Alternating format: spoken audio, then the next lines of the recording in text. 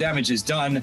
The pricing of the yield curve reflects a Fed that is going to do a lot. How much of the financial sector is actually going to have problems as rates go up, as rollovers become more difficult? Everyone's looking at this as, is it a cycle-ending bear market? I look at this more as a normal correction. Our big issue is how little tightening is priced for next year. The Fed is effectively trying to thread a needle wearing oven mitts, spine folded. It's going to be really tough. This is Bloomberg Surveillance with Tom Keene, Jonathan Ferro, and Lisa Abramowicz.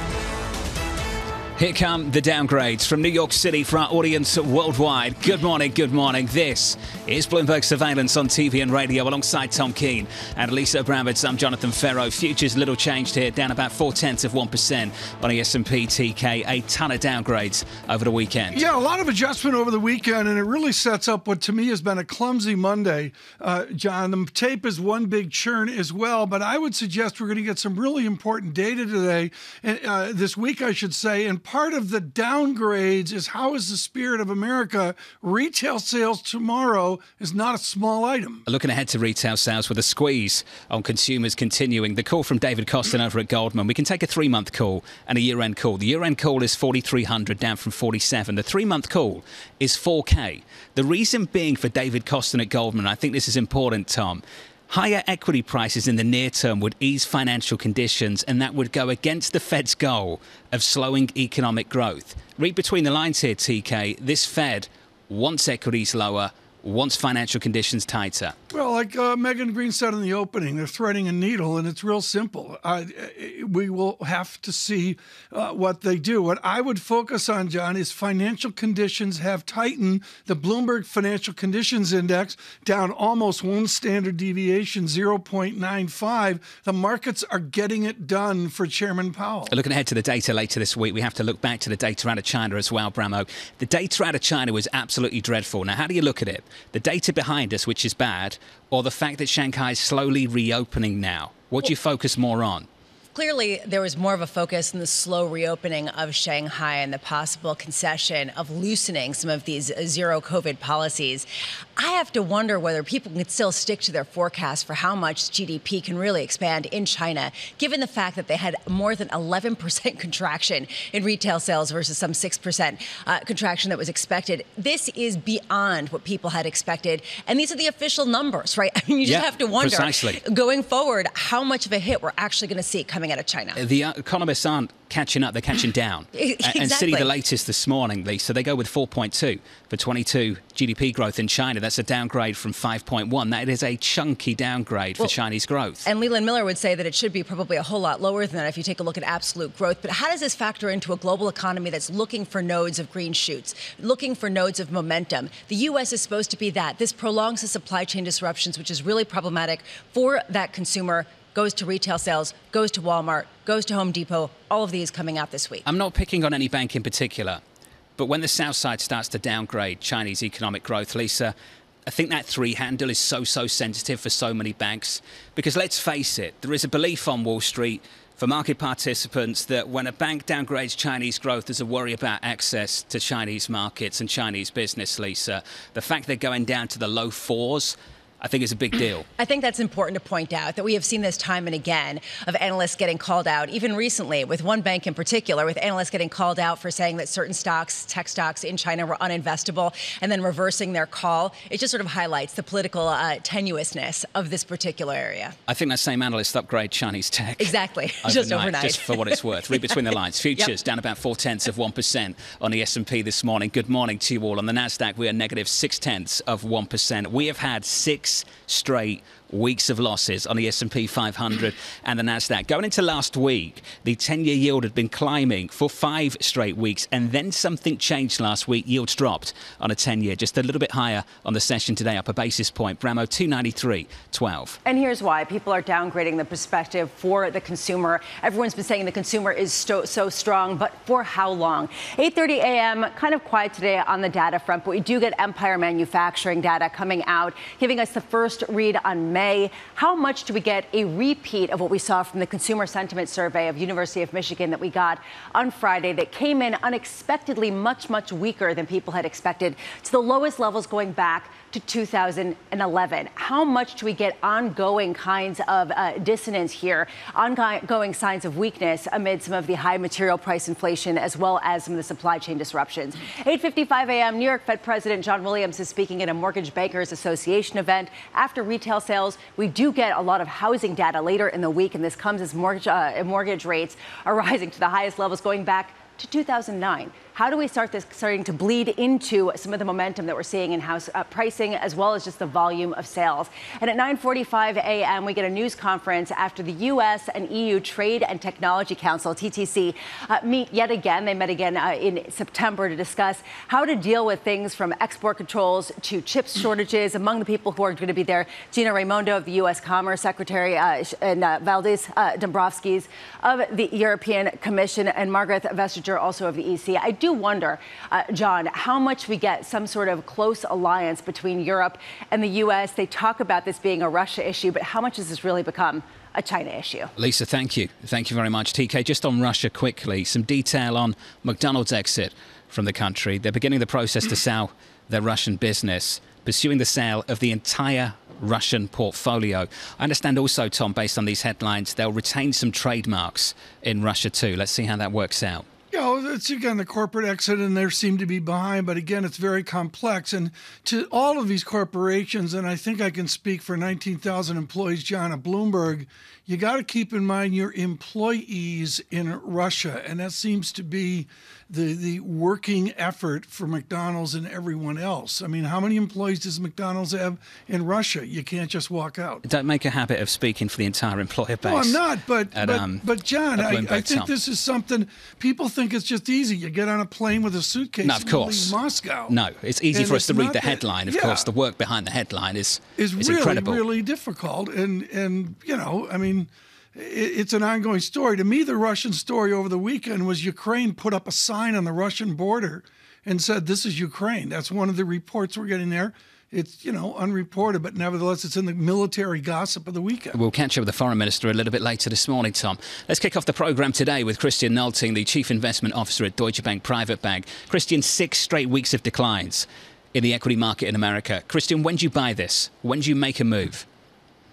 Yeah, fortunately, we have been underweight equities, and honestly, we are now thinking also of coming back at least to going to a neutral position because we are seeing so bearish signs in the market. There's probably no change to zero COVID policy. There's still supply chain issues, so everything is super bearish if you look bull bear index. So I think it's time to go back a little bit to neutral, but very important, it doesn't mean that we are now getting super optimistic, right? The environment is certainly a tough one, to be very honest. Christian, Ben Laidler's out with a note this morning where he basically says a lot of companies didn't get the crisis memo. And you see that with the great separation, which I'm sure you see as well. How does profit matter going forward? Yeah, if you look at the markets and you analyze the market movement of, for example, the S&P or here in Europe, I think what's very interesting in the recent weeks, also including this last 6 weeks, you've seen that very, very high correlation of indices to real rates. I think that's important. There's the inflation component.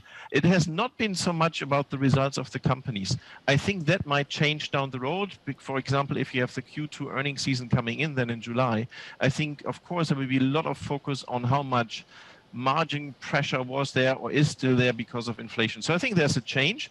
But if you look recently at markets, this was certainly driven by inflation and real rates with that. So, Christian, you are underweight equities, but you are starting to get a little bit more constructive, even as you see the prospect for recession continuing to climb over the next 12 months. Can you parse through how you can be bullish on equities heading into a recession? No, I'm not saying I'm bullish on equities, but I'm saying we have been underweight equities, which was certainly the right call. And you have, even in bear markets, even recessionary markets, we have one of the strongest rallies sometimes in markets. And I think if sentiment is so negative, there is some room, even in a recessionary environment, for some market upside you don't want to miss. But it's not that I'm saying you get overly optimistic, you do no massive overweight in equities. I think that's not the economic environment we are in. Christian, it sounds like you want to go back to neutral. So let's talk about that. Where would you buy to achieve that? Well, markets which are mostly underweight was the US, was also China, for example, and there's a lot of discussion, of course, on China. I don't see immediate change. Look at the results or the numbers we've seen this morning in China. I've called colleagues in China. The sentiment is extremely bearish. No change to zero COVID policy. But if you look longer term, right, the market is down more than 35% since the peak. I think if you at least go to a more neutral position, that cannot be wrong. If you buy something 35% lower, not overweight, but go to neutral, I think that's the direction we want to go. Christian, wonderful catch up, sir. As always, Christian Notting of Deutsche Bank Private Bank. TK, the view there, it seems to be that the data is about to validate what we've already done. He's looking to get ahead of that. There's 14 different opinions out there, John, right now. We're going to have a whole bunch of people to frame out what those different opinions are.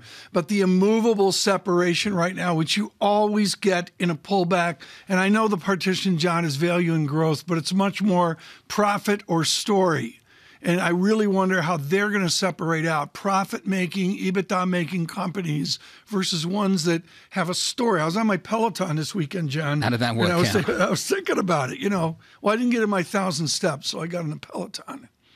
And, there's Peloton stories, story stocks. How are they doing, John? Companies that might not survive. Companies that might be bought out. Companies with massive market caps 2 years ago, Lisa, and now not so much. Yeah, but how do you paint the story for the likes of Twitter, for example? How do you paint the story when you've got things whipping around based on specific points? Or the fact that Peloton, it's a story stock having to do with the pandemic, but people were saying that it was the story of, again, Sex and the City in that episode. I keep saying, I know it's not about that. Stories anymore. It's about making money. Yeah, It's about profits, about bottom line. It's not about hopes and dreams about the future. It's about real things. Just crushing people's hopes. I'm saying this smiling. I'm saying this smiling. If you're listening to this on radio, I'm not being serious. It's just your hopes and dreams don't matter. You did the Ferro cam then. Time to have welcome to reality. The future's down 1/3 of 1%. I'm just sitting too close to Bramo. We need to fix it. From New York, this is Bloomberg. Yeah, we do.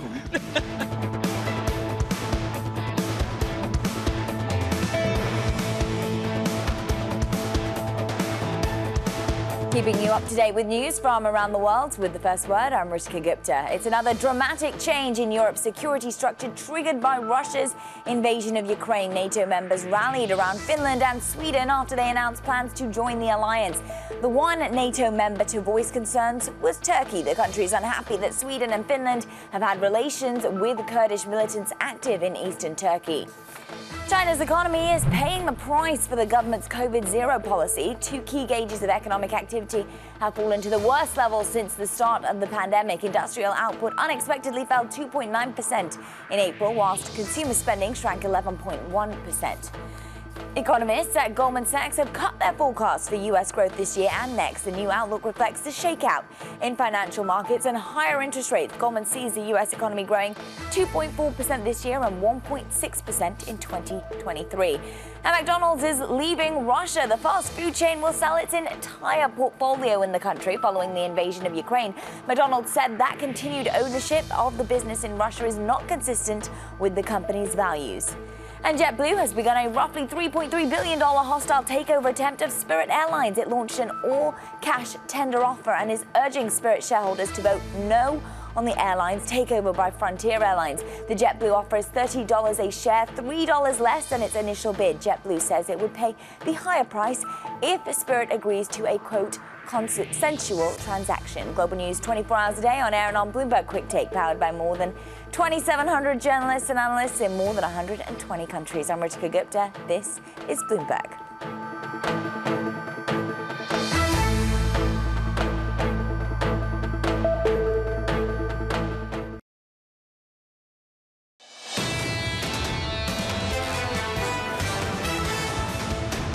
Stagflation, unfortunately, is the baseline. We're going to see notably lower growth, and we're going to see frustratingly high inflation for this year and into next year. Whether we get something worse depends on the soft landing debate for the Fed. I do think that the left tail of recession is something that we must keep an eye on. My newest co-anchor, Mohammed Al-Erin of Queen's College, Cambridge, on set in a studio last week, Tom. He was absolutely fantastic. He read a tease, go into break, ask guest questions too. It was perfect. It was great. He ignored me. My newest co-anchor, on Bloomberg TV and Radio. Didn't say hi. It's working out. My newest co-anchor on Bloomberg TV and Radio. Wore a green bow tie just in honor of the Jets. And got to work that out, Tom. Got to figure that out. I don't know. Futures negative 13. We're steeled here for a really interesting week. Again, in the markets, and I would note dollar here with what I'm going to call dollar resiliency this morning. Right now, we are going to go to Brussels. He is not only a foreign minister for Ukraine, but from a family of public service to Ukraine. His father was ambassador, including a long tour of duty to Kazakhstan. Maria Tadeo with Mr. Kuleba in Brussels. Maria, good morning.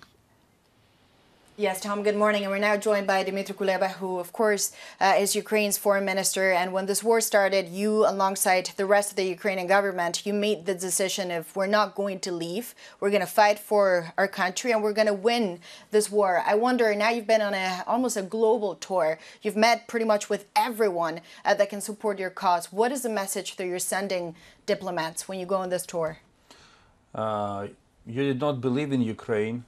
But now you can see that Ukraine will win this war. Stand by us and share the victory with us for the sake of the world. Because this is not only Russia's war against Ukraine. This is the threat that Russia and the challenge that Russia poses to the entire world. We have to stop them here in order for others not to suffer as much as we do. And one of the things that you say, and President Zelensky repeats too, is that when you look at the strategic options right now, the only strategic option that works for Ukraine is winning, is a victory. Nothing else will suffice. When you say we got to win, what does it mean in real terms? Well, you have to understand that this is the war for our existence, because President Putin does not recognize our identity. He does not recognize the right of Ukrainian state to exist. This is why we understand that we have no other choice but to win this war, because it's a war for our existence. And winning it means first deoccupying our territories, restoring territorial integrity of Ukraine within its internationally recognized borders. We have no intention to capture anyone's piece of land, even an inch of it. But we want everything that belongs to us to be ours. And of course, you often hear, and I know this really makes you angry and infuriates Ukrainians, when you hear things like, oh, but they should just accept a ceasefire, or perhaps just give away the Donbass, and this will put an end to it. What is the flaw in that theory, according to you? One of the reasons why this war is happening is because since 2014, some Western countries... What countries? You say some Western countries. Which one? You mean Germany? Germany, France, to some extent the United States and other European countries. They were always pursuing the policy of half measures towards Russia. Because they're scared of Putin? Well, you know, every country is special. Every country has its own reasons to pursue one policy or another. But one of the reasons why this war is happening, it's because everyone was always telling us, Ukraine, you have to concede on this to pacify Putin. You have to concede on that to prevent the war from happening. Now, this war happened. It means only one thing, that this entire policy, Ukraine has to concede on something, failed. Doesn't work this way. So instead of asking what Ukraine should do for a ceasefire, for the end of the war, the question should be addressed to Russia, what Russia should do. And I would like to commend now both Germany, France, the United States for really changing their perspective on this. We still have some discussions, but in principle, they clearly understand that this is a black and white situation, and it's Russia who bears full responsibility for what is happening. And Mr. Kuleba, you mentioned the French, and I have to ask you about this because over the past 48 hours, there's been a huge debate as to whether or not Emmanuel Macron perhaps suggested to Mr. Zelensky that he should give away some land in order to get a peace deal. Then, of course, the French denied this. What's going on here? Has anyone ever told you, and when I say anyone, of course, I mean global leaders, just give away Crimea, give away something in the East? Have you been pressured to do that? I was not present in the conversation that my president referred to, in the conversation with President Macron, so I cannot comment on this. But before 2014, before 24th of February this year, when the war started, yes, there was some. They were not pushing, but they were kind of exploring the option of what could be the solution. What could Ukraine abandon in order to make a deal with Russia?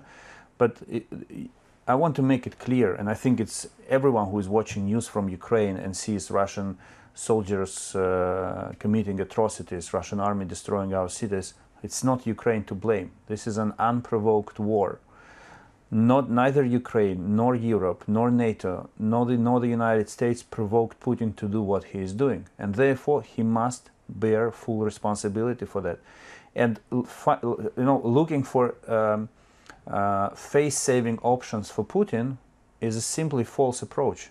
Let Putin himself find a face-saving option for him. And sir, I have to ask you, of course, about NATO. Over the weekend, we had Finland, Sweden applying for this. We've heard a lot of people saying, yeah, we welcome them. I'm guessing for you it's a bitter moment because you tried that path to, and you didn't get the welcome you were expecting. I hope, or I wonder, are you disappointed? Are you sad by that? And when it comes to the European Union, which we have here in the background, I mean, is this your best hope now? Is it the EU? You've given up on NATO.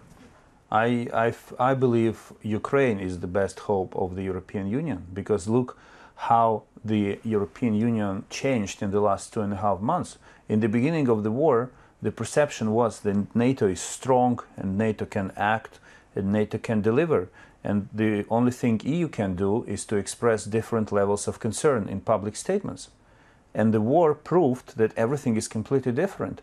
It's NATO that, as alliance, as an institution, can do very little, if anything. Allies, yes, they're very helpful. The coalition of the willing, who represent part of the alliance, they're very helpful. We will never forget how they support us. But NATO, as an alliance, did nothing. EU sanctions, strong political statements, economic support, financing military support to Ukraine. European Union is back on track as a driving force, as someone who shapes the future, who can shape the future of Europe. And it's Ukraine who gave them the chance to demonstrate that they can. And you make that very clear. Dmytro Kuleba, thank you very much. I know you're heading to The Hague tomorrow also too. I know you told me you want to pursue this case of criminal charges against Russia and the Russian army. Thank you so much for your time, and we appreciate it at such an important hour for your country. The pleasure is mine. Thank you. Jonathan? Maria, thank you. A wonderful interview with the Ukrainian Foreign Minister. TK, what a difficult moment for that government. It is. It's a terrible moment for the government. And as Maria said there, you've got Finland and Sweden. NATO exercises, John, in the Baltic states. Operation Hedgehog, Operation Iron Wolf. From New York, this is Bloomberg.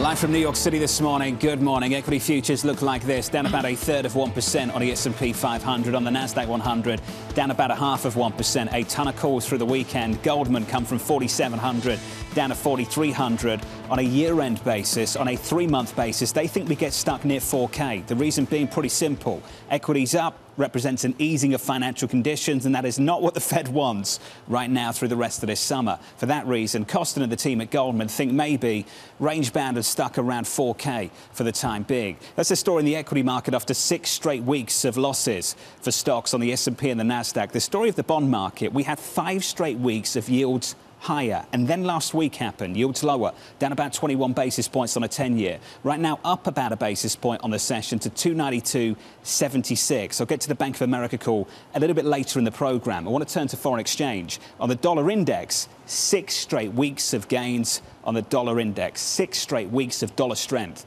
That's been the story. And now the likes of HSBC, ING, RBC, Nomura, talking up the prospect, Tom, of euro-dollar parity. Yeah, Euro 1, dollar 1. I'm glad you mentioned in developing markets, but over the weekend and into this Monday, John, to me, it's much more an EM story. I understand Turkish lira is idiosyncratic, to say the least, but there's just a giveaway here of a new level on EM, which is dollar strength, EM weakness. China are part of the bigger story too, Tom, with what's happened through the FX market. The fact that we finally got some Chinese currency weakness off the back of the economic weakness, that's a change from, say, last year. We've talked about that repeatedly over the last few weeks. On its way to 7 yuan would be the mystery there. And, of course, with yuan 6.79 is where we are on renminbi this morning. He is one of the great watchers of international economics. Carl Weinberg is chief economist at High Frequency Economics, but with real decades of work of when it unravels.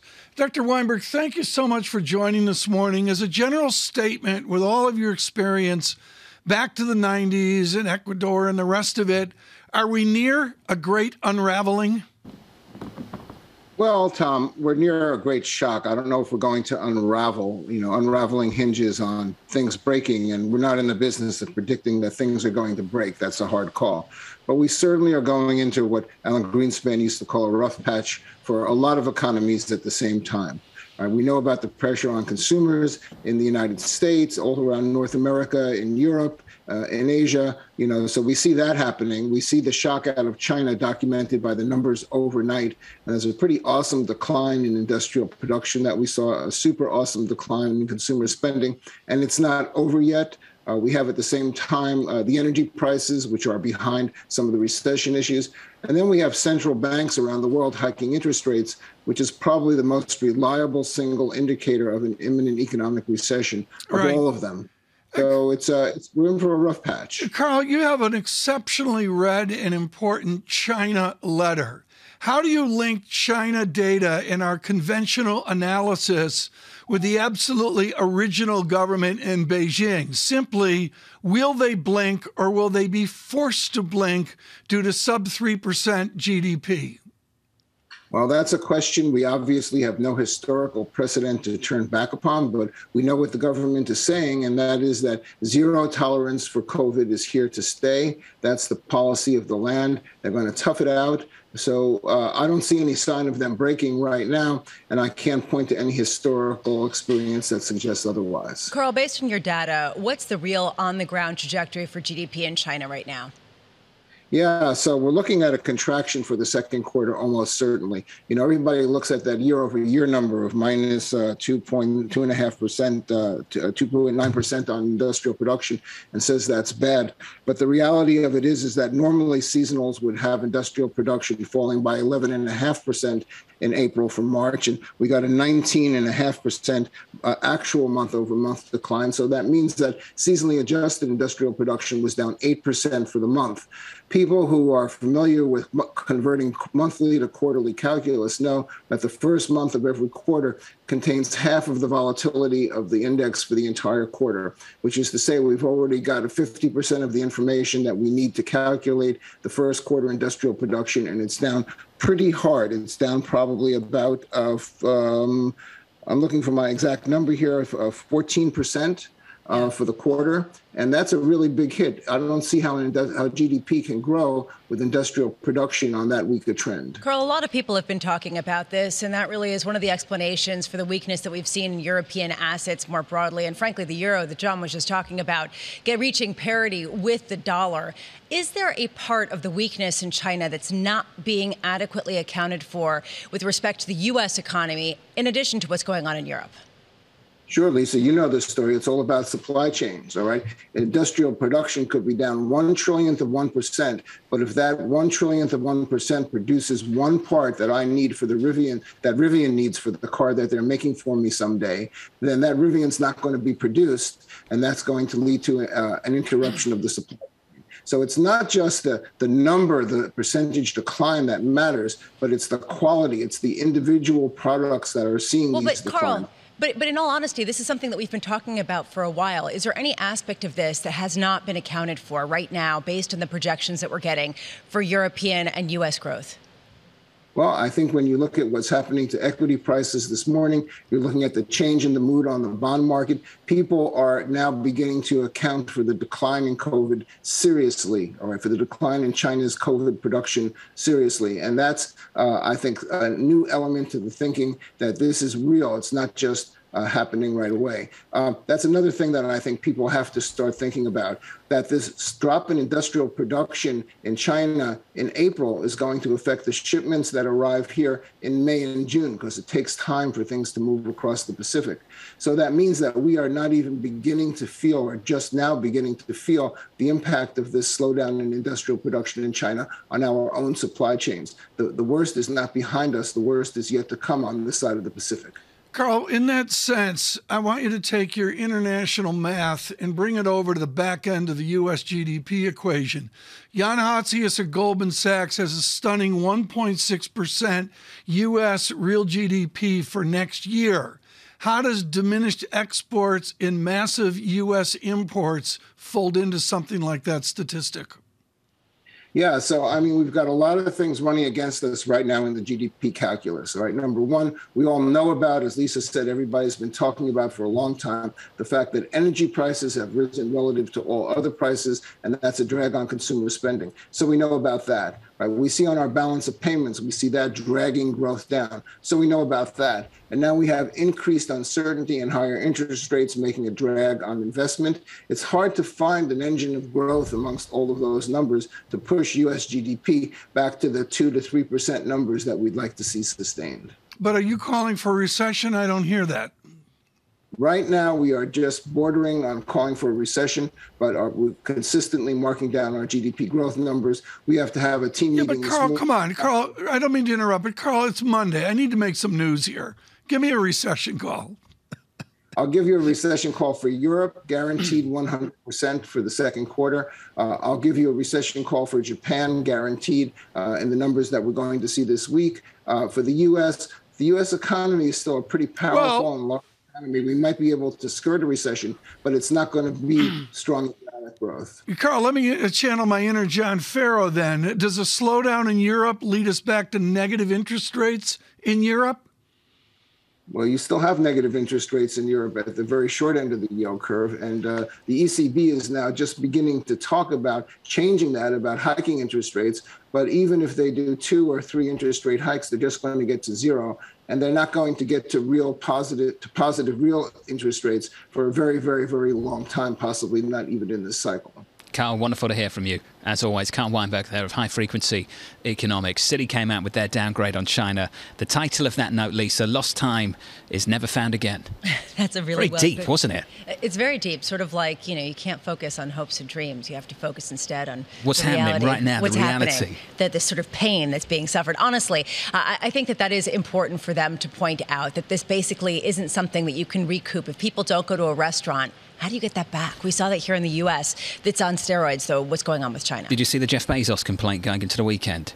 The president put out a tweet. He said, you want to bring down inflation? Let's make sure the wealthiest corporations pay their fair share. So Jeff stepped up and defended this on Twitter and said the following, Tom. The newly created Disinformation Board should review this tweet. Then he went on to say, raising corporate taxes is fine to discuss. Taming inflation is critical to discuss. Mushing them together is just misdirection. I'm not sure Jeff Bezos is the greatest person to be leading the effort against corporate tax hikes, Tom, but the tweet itself from this White House, very, very confusing. Very confusing is the right word, and I would defer to the political experts. Are they getting traction with this? And I really don't sense that, John. They want to talk up inflation, Tom, as if it's a consequence of corporate greed, price gouging, the fact they don't pay their taxes. They're doing it again. Yeah. What they don't want us to talk about, that it's a failure of, say, public policy. But it's not just that. It's a whole range of things. But going after the corporate greed angle, Tom, into the midterms, this is about politics and not policy, and that's when I get a little bit more concerned. Here's the agony off of February 24, which is the day of the beginning of the war in Ukraine. Wheat up big. Rice up less so. This is U.S. wheat, U.S. rice. And, John, for you this morning, because the Tots did so well, petrol. I said, what's petrol? Is that like a gallon of gas, You can just call it gas, Tom. Petrol. I didn't want to like natural gas. So that was his gift to you, Petrol John. up 26%. Diesel up even more. I mean, John, these are real price increases, but they're not because of Jeff Bezos. What do you do for birthdays? Is that a gift? No, Tottenham got a gift with that handball at the end of it. You're very happy with the result over the weekend, aren't you? I was happy, but is that big game for Arsenal later? I still don't get soccer in that. I just. What don't you get? You win off a stupid penalty shot, which is sure you're going to make. Sometimes that happens. Doesn't that happen in American football too? Yeah. I mean, are you trying to complain about the football rules in the UK when you've got baseball? No, that's true. You're 100% What on earth is that? Yeah, it is. It's like ridiculous. It's, the American dream. Yeah. Hopes and dreams. It's not about hopes and dreams. Futures on the S&P down about 0.25%. This is Bloomberg. Keeping you up to date with news from around the world with the first word, I'm Ritika Gupta. Germany plans to quit importing Russian oil by the end of the year. That's even if the European Union fails to agree on a ban in its next set of sanctions. German officials are confident they can solve logistical problems in the next few months. Russia's share of German oil consumption has declined to 12% from about 35% before the war in Ukraine. And Saudi Aramco posted its highest profits since its record stock market listing. It followed big oil rivals such as Shell and BP in reporting bumper earnings for the first quarter due to those surging oil prices. Last week, Aramco surpassed Apple to become the world's most valuable company. The U.S. Justice Department is investigating a mass killing in Buffalo as an act of racially motivated violent extremism. The shooting left 10 people dead and 3 wounded. 11 of the people shot were black. An 18-year-old white man was arrested. Law enforcement officials say he posted a hate-filled document online not long before the attack.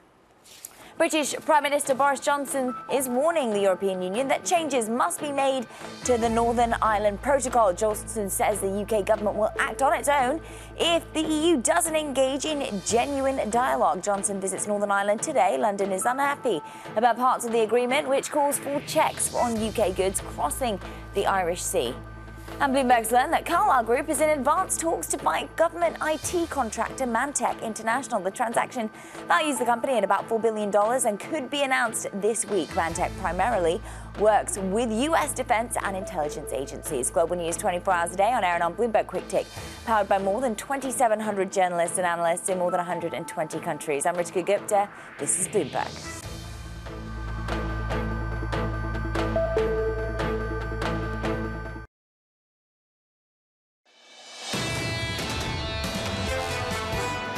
There is very strong consensus for bringing Finland and Sweden into the alliance if they choose to formally apply. If they decide to apply, this would be an historic moment. Their membership in NATO would increase our shared security. That was Secretary Blinken and Jens Stoltenberg, the NATO Secretary General, talking on NATO membership going forward from here. Futures right now, negative 1/3% on the S&P, on the Nasdaq 100, down about 0.5%. Yields just a little bit higher by a basis point, 292.58 on a 10-year. Going into retail sales tomorrow, we'll touch on that a little bit more a little bit later. The latest news on Russia, Tom, in the last hour, Mcdonald pulling out of Russia after more than 30 years. TK, you understand more than most the symbolism of doing that. It is, and it goes back to The Economist and the price of a Big Mac worldwide, John. And the symbolism out of Russia there's important. As you mentioned, John, in the break, what took so long?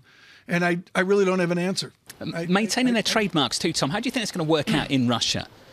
Don't know. If someone, we're making it up. If someone did go after their trademark, I mean, who's standing up for it in Russia if that happens? Don't know. We're making it up as we go. You wonder it'll be who after McDonald's. And, of course, we're on from February 24th.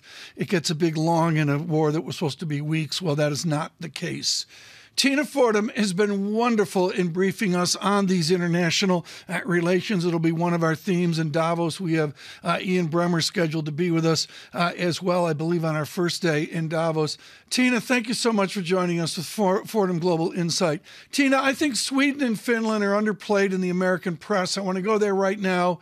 Swedish independence goes back to 1523 and 1809. And as we speak in Estonia, across from Finland, there's 15,000 troops from 14 countries in Exercise Hedgehog, huge NATO exercises.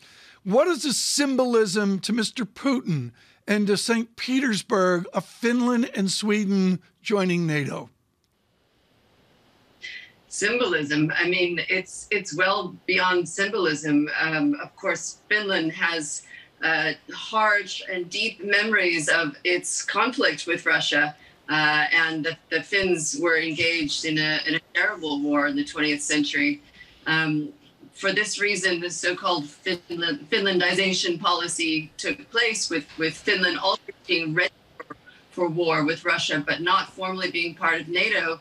Of course, their applications to join is another example of how Putin's so-called strategy in attempting to take Ukraine has backfired, and he's getting the opposite of what he wanted, which is a larger, and better funded NATO. How does he respond to this along an 800-mile border with Finland? Well, you can see how the initial response is with threats, and the threats aren't working. I think the way that we should interpret what we're seeing from the Kremlin is a diminishing power. Putin made a big play to try to regain what he saw as Russia's imperial status, right? This isn't really about the Soviet Union. It's pre-Soviet Union, and it's failing. And his threats are being exposed as pretty hollow. Of course, he does have nuclear weapons and a chemical arsenal. Tina, as the first chief global political analyst on Wall Street and as somebody who worked at Citi for nearly 2 decades, you work with clients, you're trying to understand and make them understand what is not adequately priced into the market.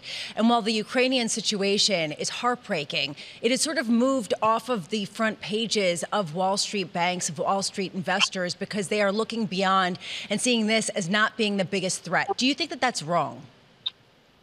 Well, I do, because Wall Street's biggest concern is inflation and interest rate hikes. And this geopolitical turmoil feeds directly into both of those factors. Geopolitics is a driver in both of these risks to the market. Higher commodities prices, you mentioned food earlier, as well as oil and gas. So for Europe, yes, it's a security threat, much more directly. But for markets, this is the biggest geopolitical risk that becomes systemic that I've seen in my career. Tina, do you think that the clients that you speak with fully understand this, or do they see this as one of those prolonged, entrenched conflicts that becomes sort of in the back of the rearview mirror, even though it still goes on? I think it depends a lot on the person's personal experience and generation, right? There's a whole generation of people, say under 45, if they've grown up in the West, who have no experience with geopolitical risk, think it doesn't happen, therefore find it irrelevant. People on the older end of the curve remember the Middle Eastern conflicts and others, which did become systemic, right? Triggered a U.S. recession.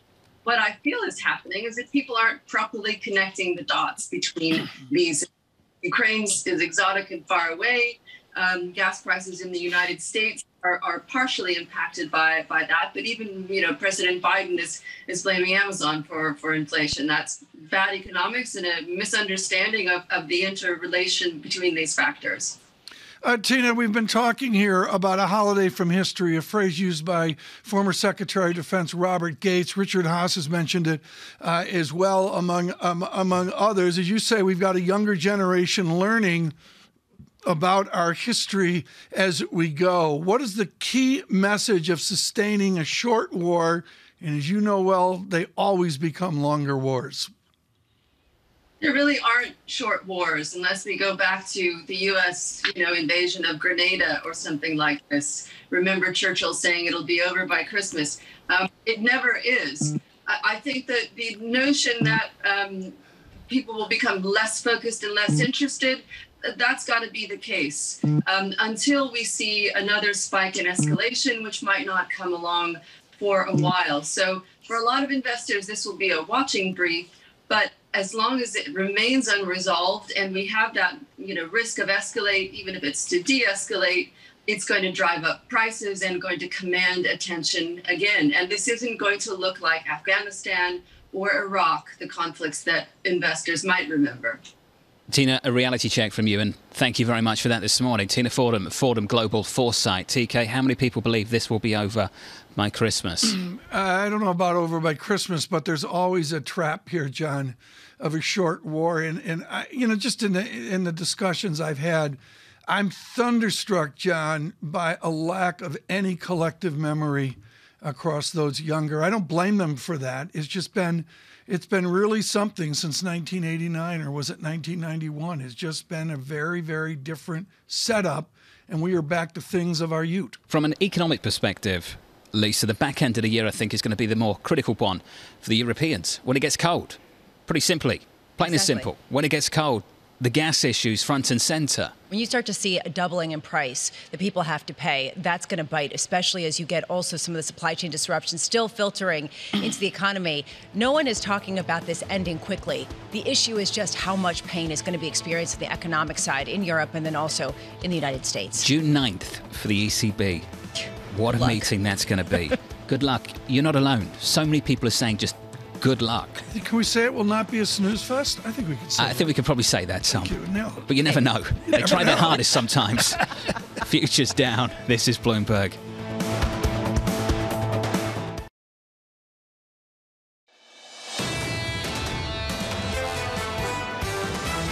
Damage is done.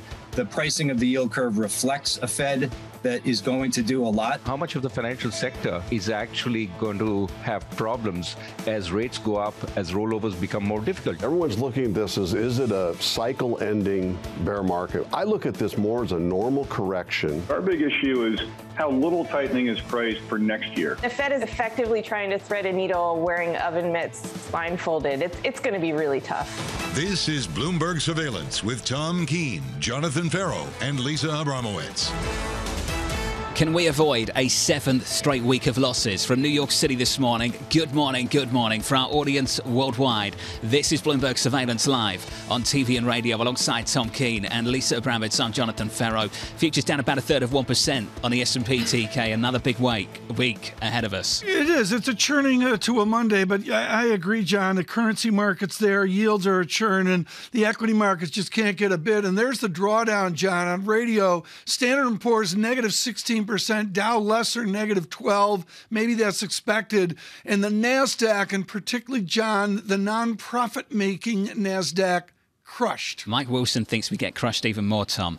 He thinks that this could test 3,400 on the S&P. He says this is where both valuation and technical support lie. I agree. Everybody's adjusting, and I'm not going to criticize them. It's extremely difficult to do the point of where you're going and the timing of where you're going, and a lot of adjustment over the weekend, John. I'm just going to say everybody's data dependent, including equity market strategists. I'll say this. I think last week, Fed President Mary Daly gave the game up for some people, Lisa. I'm just going to repeat what she said again and again and again. I expect financial conditions to tighten even more. I would like to see continued tightening of financial conditions. What does that tell you? Basically, they're not concerned by how much stocks have sold off. In fact, this is kind of what they welcome. This is what they're trying to gather in the market right now, which is a less optimal financing condition for people who want to get out there and get going, because that is opposite, antithetical to what they're trying to do, which is essentially slow demand. I do wonder, though, how much of the decline we've seen so far is because of tightening, expected Fed tightening, and how much more could come if people do agree that the growth scare is real. Speaking of getting out there and doing things, data point of the morning out of China. In Shanghai, they did not sell a single car last month. What a story developing there, Lisa, over the last few months. Why buy a car if you're not allowed to leave your house? Precisely. And right now you're seeing the ramifications of that in economic data that was tremendously worse than people had expected, and that is on the official level. Now we wait for China to respond with policy measures. Well, base case right now, Chinese growth for a lot of people has come down from 5.5, 5, down towards 4. City this morning, that title again, Tom, lost time is never found again. They're looking for something in the low 4s, 4.1% on GDP. I'm in the camp. I had a talk with Richard Haas at length last week. John, thank you, Ambassador Haas, for that. And John, it's real simple. Elizabeth economy owns a high ground here, and this is a leadership in Beijing that has to react. I don't think we're calculating in here the pressures they face as they go to that party Congress this fall. Well, Tom, build on that. So Citi go from 5.1 to 4.2. Some people think we go 4.14, maybe even 3.9. I think that you had Nomura out in the last few weeks looking for the high 3s. What do they need to do? What can they do? They're going to have to get on China. They're going to have to figure out a COVID policy that dovetails with a China that's working. What they're doing now is not working. There's no question about that, and they're going to fix that. And are you optimistic that there will be a lockdown amendment or an end to the lockdown? I would say, John, in every interview we've had, it just comes down to China and vaccination. We'll see. We'll see. Futures right now down 1/3% on the S&P. On the Nasdaq, we look a little something like this, down 0.5% on the Nasdaq 100. Looking at yields higher for 5 straight weeks. Then last week, yields lower on a 10-year again this morning by about a basis point to 291.12. And Lisa, euro dollar, how many calls have you seen for parity? Euro dollar right now 104.33. Right. What's going to make it break to parity? And could there be some resilience if the ECB does decide to hike rates? Is there resilience if they don't decide to hike rates? What do they do? This is a big question mark. In the U.S., this is countdown to retail sales tomorrow. Today, the economic data point of the morning is going to be at 8:30 a.m. Empire manufacturing data coming out, the latest read on what happened in May with respect to manufacturing, with respect to deliveries, and more importantly, demand, especially in light of the University of Michigan Consumer Sentiment Survey that came out on Friday at the lowest level going back to 2011, really decelerating much more than previously expected. At 8:55 a.m., New York Fed President John Williams is planning to speak at the Mortgage Bankers Association event in New York. I want to understand his view on housing, especially as mortgage rates rise to the highest levels going back to 2009. At what point does this start to really make a hole in the housing market? And at 9:45 a.m., there's a news conference after a meeting of EU and U.S. officials. The Trade and Technology Council talking about supply chain issues. How do they deal with Russia and the invasion of Ukraine and some of the oil prices in particular? Among those joining U.S. Commerce Secretary Gina Raimondo, Valdis Dombrovskis, and Margaret Vestager, both of the European Commissioner. How much do they come out, John, not only having to do, I was saying this before, with Russia and Ukraine, but really China, because that seems to be the elephant in the room when it comes to supply chains. Front and centre, particularly after that data we had coming into this morning. Just brutal, ugly. Lisa, thank you. Evan Brown, head of multi-asset strategy at UBS Asset Management, joins us now. Evan, you've got a strong dollar call in the mix, but I want to start with this. It's just the framework for the way you're thinking about this market. From peak inflation to higher trend inflation. Evan, how important is that change? Yeah, it's important because it creates, I think, more uncertainty, actually, because we've seen these persistent surprises in inflation. We've seen the Fed and other central banks have to continue to ratchet up their tightening. But now we've got this interesting dynamic where, okay, you're starting to see inflation peak, but where are we going to level out at? And that's the big question, I think, over the coming months and really the second half of the year, right? We actually saw core PCE, well, what's forecasted for core PCE after the CPI and PPI prints come down a little bit or below expectations, 0.2%. We're so data dependent right now. Is that just one print? Is that a change in trend? And so the potential economic outcomes from here and therefore for markets are really, really uncertain. And that means continued interest rate volatility. Is growth dead? No, I don't think so. Growth stocks will. Well, are you talking economic growth or no? I'm talking growth stocks. I'm talking to UBS. If you were talking economic growth, TK, that would be thoroughly depressing, wouldn't it? That was like a Luke Kawa answer. That was like I expect that kind of answer from Luke Kawa. Lose the snark, Evan. Growth stocks. Is Apple dead?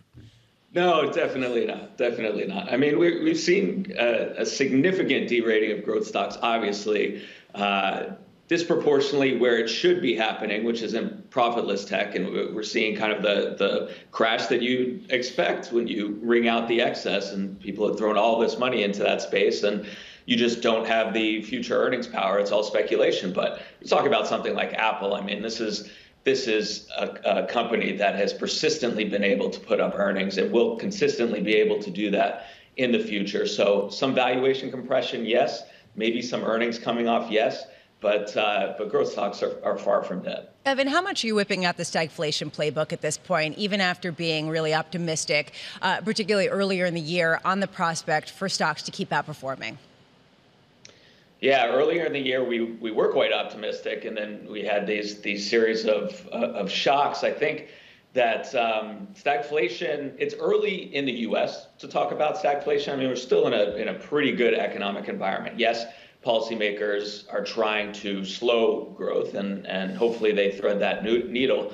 But you know, Europe and what Europe's dealing with the Ukraine war, what China dealing with COVID, you know, these are stagflationary shocks, no question. You are seeing stagflation in places like the UK, and so that's something market-wise that we have to hedge against. And as everyone knows, commodities is a decent place to hedge in that area. it is a tough environment, though, for your typical stock bond portfolio. No question about that. Evan, in the mix, front and centre. Let's finish here. Your strongest conviction view is in foreign exchange.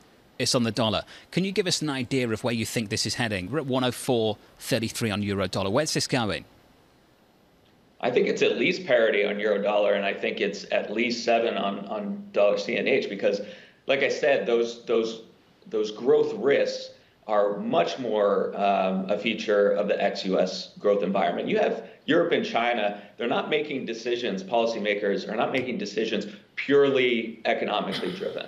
And, you know, it's brave, it's commendable that Europe is moving in the direction of an oil embargo and perhaps a natural gas embargo later this year. But that is a very risky strategy, right? That is a big concern on economic growth. China, it's not just economics, right? It's cultural. They're trying to protect their elderly population and pursuing with this zero COVID policy. And finally, you've got solid U.S. economic growth, but you also, as you mentioned earlier, have people like Mary Daly, a dove on the FOMC, saying we need to continue to raise rates and tighten financial conditions further. All of that plays into further dollar strength from here. Evan, great to catch up, buddy. As always, send our best to Luke. Evan Brown there of UBS Asset Management. Euro-dollar parity, Tom, for the team over at UBS, with Evan and Luke leading the way. Dollar CNH at 7. Yeah, I would say that over the weekend we began to finally see that. You know, folks, this path from 104, 103 to 10 is a big thing for Wall Street firms, for global firms and city firms, I should say. It's not it's un-American, John, but there's just something about parity which I think people really run from. It's a tougher decision than saying we're going to go to 105 or something. Yeah, this time I'd suggest that the Europeans don't want it there, and before maybe the ECB was okay with it. Euro-dollar at 104, I'd say, is problematic already. John, this is one of the great signs of a slowdown, and you're going to have to translate this. This is the Minister for Safeguarding. It's all over the British news. Thank you, Sky News, for it, but everybody's got it within the UK news. And this is someone with a very serious job, modern slavery and all sorts of social issues. And Minister McLean, John, says in London, take on more hours and get a better paid job. Yeah. This shows up like clockwork in a slowdown. I don't know what to say, Tom. I'm just speechless. I'm a loss for words. Just at how detached policymakers are sometimes from reality. It's just unreal. It's like a Swiss watch, John. It happens every single time. Slowdown. I agree. It's the one thing politicians can guarantee you, that they'll say stupid things. Futures on the S&P down 0.25%. This is Bloomberg.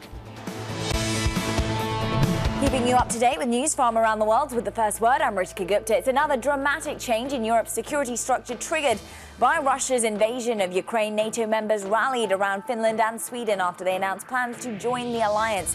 The one NATO member to voice concerns was Turkey. The country is unhappy that Sweden and Finland have had relations with Kurdish militants active in eastern Turkey. China's economy is paying the price for the government's COVID-0 policy. 2 key gauges of economic activity have fallen to the worst level since the start of the pandemic. Industrial output unexpectedly fell 2.9% in April, whilst consumer spending shrank 11.1%. Economists at Goldman Sachs have cut their forecast for U.S. growth this year and next. The new outlook reflects the shakeout in financial markets and higher interest rates. Goldman sees the U.S. economy growing 2.4% this year and 1.6% in 2023. And Mcdonald's is leaving Russia after more than 3 decades operating there. The fast food chain will sell its Russian business and take a write-off of up to $1.4 billion. McDonald's said that in the wake of the war in Ukraine, continued ownership of the business in Russia is not consistent with the company's values. And JetBlue has begun a roughly $3.3 billion hostile takeover attempt of Spirit Airlines. It launched an all-cash tender offer and is urging Spirit shareholders to vote no on the airline's takeover by Frontier Airlines. The JetBlue offer is $30 a share, $3 less than its initial bid. JetBlue says it would pay the higher price if Spirit agrees to a, quote, consensual transaction. Global news 24 hours a day, on air and on Bloomberg Quick Take, powered by more than 2,700 journalists and analysts in more than 120 countries. I'm Ritika Gupta. This is Bloomberg.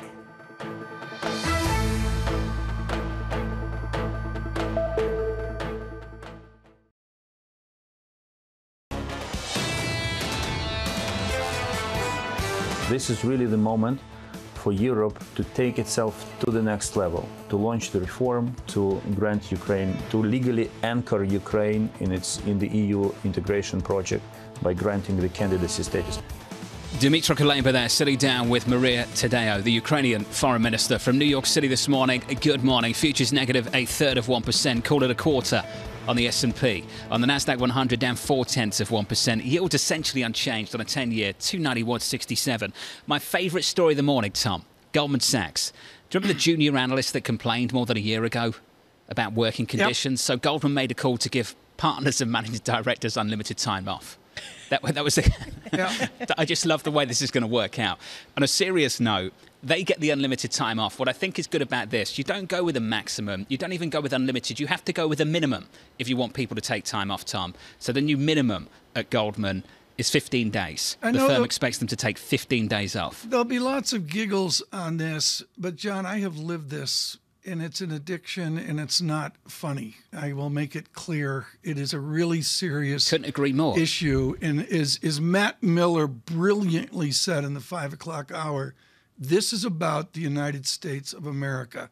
And it goes back to the construction of the work ethic. I'm going to put it about 1820 or 1830, ex-Benjamin Franklin, where they codified Franklin from a generation earlier, and it's a unique American disease. It's counterproductive in a lot of ways, Tom. Think on the regulatory side, the 2 consecutive weeks that you're meant to take.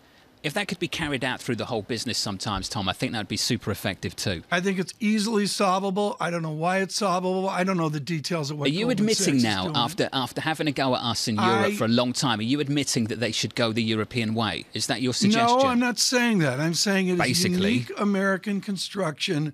And the bottom line is at gunpoint, you say to people, you're taking off X days of what you're doing. We're going to shut down your phones, shut down your security, shut down your computers. Everybody grow up and just do it. That's the way forward, Tom. You're sounding European, I've got to say. I don't do holidays. What's a holiday? Isn't true. 2 weeks? That is not true. 2 weeks? You do holidays. 2 weeks should be. I think 2 week consecutive should be forced on everybody. Oh, man. If you get paid leave, without a doubt.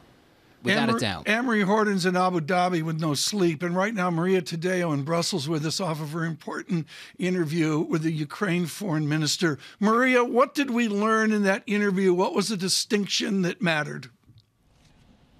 Well, I think there's 2 things that he made very clear. One is that, of course, they're disappointed by the fact that they didn't get the treatment that Sweden and Finland get when it comes to NATO. And their best hope is, of course, joining the European Union. And then the other takeaway for me is that the peace talks with Russia, they're completely over. I mean, they're toast. We knew they weren't on the phone. They hadn't been for weeks. But now if you listened to those words of Dmytro Kuleba, he made it clear we don't want a peace deal or any type of ceasefire. What we want to get is a big victory. It's a big win that makes it clear to Russia, don't try it again.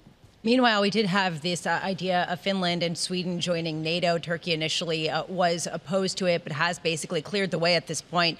Maria, how significant is this, and what are you looking for in terms of a response from Putin? Look, this is a huge watershed moment for both Finland and Sweden. I think this is something that if any of us had been asked to guess, would these 2 countries ever join NATO? 2 months ago, it would have been a flat out no. I mean, this is a huge U-turn in their foreign policy. When it comes to Russia, of course, we've heard already that they say this is a security threat, that they are prepared to act. But a lot of European officials that I speak with are actually very skeptical about this because they see the mess in Ukraine and the Finnish army. This is very well prepared and they're very NATO compatible, by the way. Everything that they use, the weapons, the training and so on, they're ready to go. And in fact, the expectation is that by the end of June in that Madrid summit, this is going to get cleared. I know that Erdogan has suggested perhaps there's a veto, that he's unhappy about Sweden, but a lot of this is seen as a way to get concessions from the United States. But overall, everyone that I ask tells me by the end of June, this is a done deal. They're joining. Anne-Marie, we've seen OPEC meeting after OPEC meeting over the last few months last from anywhere to 10 to 15 minutes. We've seen a few of them last 13 minutes. What is the relationship between this administration, their partners in the Gulf, at the moment we can even call them that, and what they're going to do about the energy situation around this world? Well, today, Jonathan, the United States is trying to show a massive show of strength to this relationship and really try to fortify it. Have you seen the list of high-level officials who are making their way over to Abu Dhabi to pay their respects to Mohammed bin Zayed, who is now the leader of this country after the death of his late half-brother? We have Vice President leading this delegation. I'm already here on the ground with Antony Blinken, who was at those NATO foreign ministers meeting in Berlin. And then on top of that, we have the Secretary of Defense, the CIA's Bill Burns, climate envoy John Kerry. The list goes on. This is clearly, and what a U.S. official said to me about strengthening that relationship. But it comes, Jonathan, and you insinuated that, at a fictitious time for the administration and partners in the Gulf. The Gulf has security issues, especially after Saudi Arabia and UAE were attacked by Iranian-backed Houthi missiles. They do not want Washington re-entering an Iranian nuclear deal. At the same time, the U.S. is asking for something, and that's the pumping of more oil. And so far, the Kingdom and the UAE, which both have the biggest spare capacity out of the entire OPEC group, are snubbing them. Anne-Marie wanted to make it very clear, Tom, that she is not on vacation, just to be very clear. Oh, no, it's a working trip. It's a working trip. It looks like vacation. She is not on vacation. It looks like vacation, but it's not. It looks like it. It sounds like it, Tom, but it's not. You know, I mean, there's 14 hotels in Abu Dhabi with helipads. I guess that's what you call them, where the helicopter lands in the hotel. And John, it's just very simple. You can watch a sunset soiree there. You could, I Tom. could give you a quick glance at the ocean. I could give you a quick glance at the ocean. Let's do that on this not vacation trip. This is where some of my other colleagues are, but yes. Oh, nice zoom out there. That looks terrible. Oh, this is that's not a vacation. There's the beach, Tom. It's good. Everything's got an umbrella. I in have it. yet to go to the beach yet, though.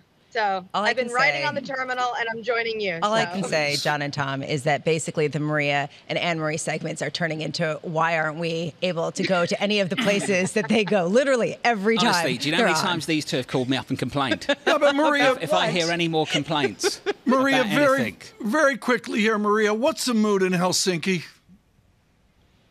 What's the mood in Helsinki about NATO? Yeah. Look, I think they're very calm, and they've been preparing this for a while now. And you know, this is an army that they feel knows how to fight, and it's NATO compatible, ready to go. I don't think they feel scared. I don't care. I'm just trying to get a road trip to Helsinki going for team surveillance. We'll meet you there. I was there yesterday, Tom. It's not a vacation. Anne-Marie, thank you. Helsinki. AMH in Abu Dhabi, not on vacation. There's no night, John. Tadeo, John, the sun never... who's not come back from vacation either. It's unlimited. The sun doesn't go down in Helsinki. Futures down 1/3% from New York. This is Bloomberg.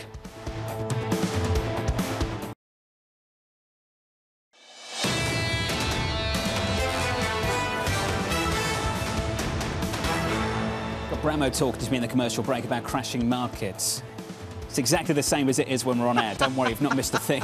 Futures down 1/3% on the S&P, I'm sure it was. The Nasdaq down about 1/2%. 6 straight weeks of losses on the S&P. Wondering if we're going to make it 7 or not. It has been absolutely brutal out there. Keep going back to the work of David Costin over at Goldman on the equity market. A downgrade from him for year end. But the 3-month price target essentially is where we are at 4K. Because this Fed has told us they want tighter financial conditions.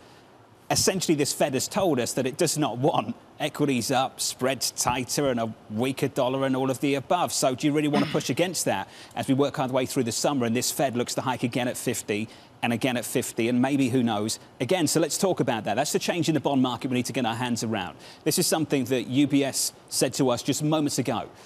Evan talked about a trend inflation story that's shifting. So you go from peak inflation to higher trend inflation. What does that mean for this Fed, for this FX market? What does it mean for the 2-year? Let's talk about the 2-year. Mark Cabana of B of A is going to catch up with me a little bit later this morning. They are at 350 year-end on a 2-year. Right now on a 2-year, 258. And some people think we've already seen the peak. Bank of America do not think that. They think this Fed has got to push forward through the summer. And when we reassess later this summer, they're going to be reassessing in a way that drives yields higher at the front end, not lower. So let's get to the FX call, euro-dollar. Take a look at euro-dollar right now. Where are we? 104.26. We took out the closing low of late 2016 last week. We came very, very close to taking out the intraday low of early 2017, which is about 103.41, Tom. Came really close to that level on Friday. But this is the call that's coming through again and again and again by a lot of people, euro-dollar parity. Now, I know you've seen this movie before. You know the ending, we don't make it, we bounce, we rip, whatever.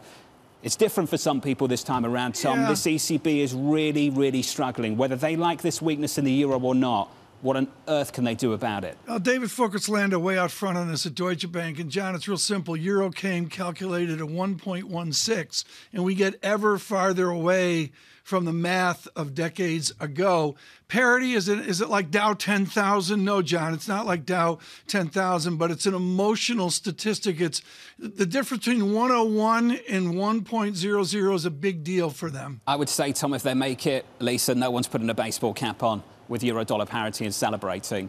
That's not a good thing. No, and honestly, we heard from certain ECB officials coming out and saying that they are concerned about the weakness in the euro and that it could potentially become a problem, a price stability problem due to importing inflation. This is a new regime for them. June 9th, the ECB meeting, looking forward to it. Kinda. Your cross-asset price and price action looks like, I mean, I can't even keep a straight face as I say that. I'm really looking forward to it. Let's get you some single names, some movers. Here's Romain. Morning, Romain. Hey, good morning, John. Of course, we'll continue here in the U.S. equity market, a sentiment-driven market here. Keep an eye on Apple shares, probably one of the biggest barometers for risk sentiment out there. And it's been pretty weak, coming off what is 7 straight weekly losses right now, despite that rally that we saw on Friday. Shares slightly lower here in the pre-market, down about 0.6%. And that's really the story for a lot of these big cap tech names here. Not really seeing a whole lot of bids come in. One of the outliers here is Netflix. Those shares up about 2%. And this is really on the back of an upgrade over at Wedbush, taking this to a buy equivalent rating. A lot of concerns right now by Michael Patcher that this will be a quote unquote slow growth company, but in his words, it will be immensely profitable, citing some of the new moves that the company has been putting on the table, including staggering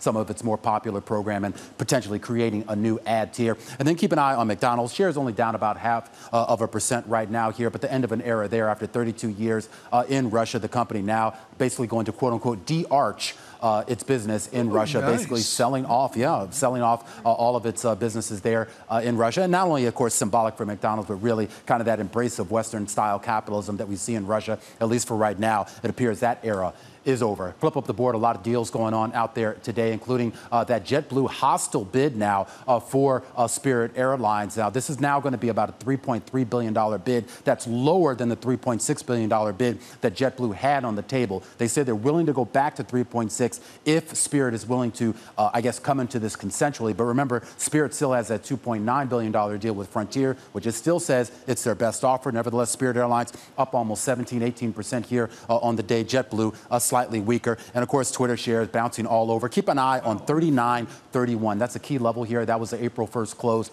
of Twitter the day before, or right before Elon Musk disclosed that 9.2% passive stake. Remember, this stock rallied above $50, never to that 54.20 level. But now it's going to retrace all of the gains it had made since Musk closed that stake. Those shares down about 2% right now, Tom, in the pre-market. Romain, thanks so much. Greatly appreciate that. The close, look for that this afternoon as well. Long ago and far away, before the advent of financial media, there was actually an understanding that bonds were not just full faith and credit, or FF&C.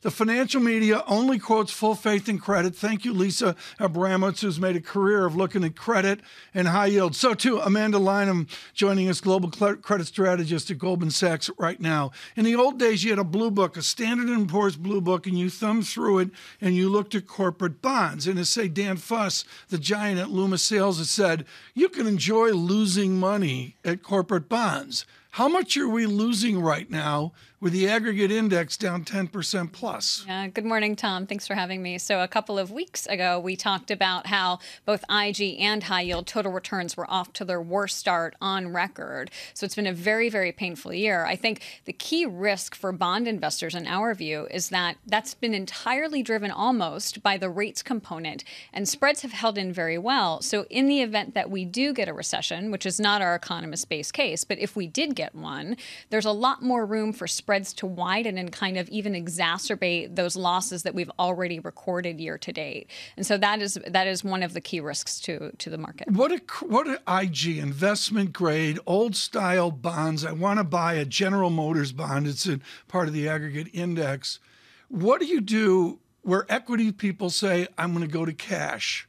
or I think there's a dialogue about what equity people do. What do bond people do when they quote unquote want to go to cash? Yeah, they often move up in quality or shorten duration, but one of the risks that we've highlighted in our recent research is that actually moving too far up the quality spectrum in IG also has its risks, because those are the companies that are likely to move ahead with, say, debt-funded M&A or aggressive shareholder returns, irrespective of the slowing economy. And so we actually like within IG that sweet spot of BBB rated firms. Those are companies that we believe are committed to staying investment grade, but are likely going to behave in a more conservative fashion relative to, say, their highly rated peers, cash-rich pharma and tech companies, for example, that will do M&A regardless of the backdrop. Amanda, where are we in terms of what we're pricing into the credit market right now?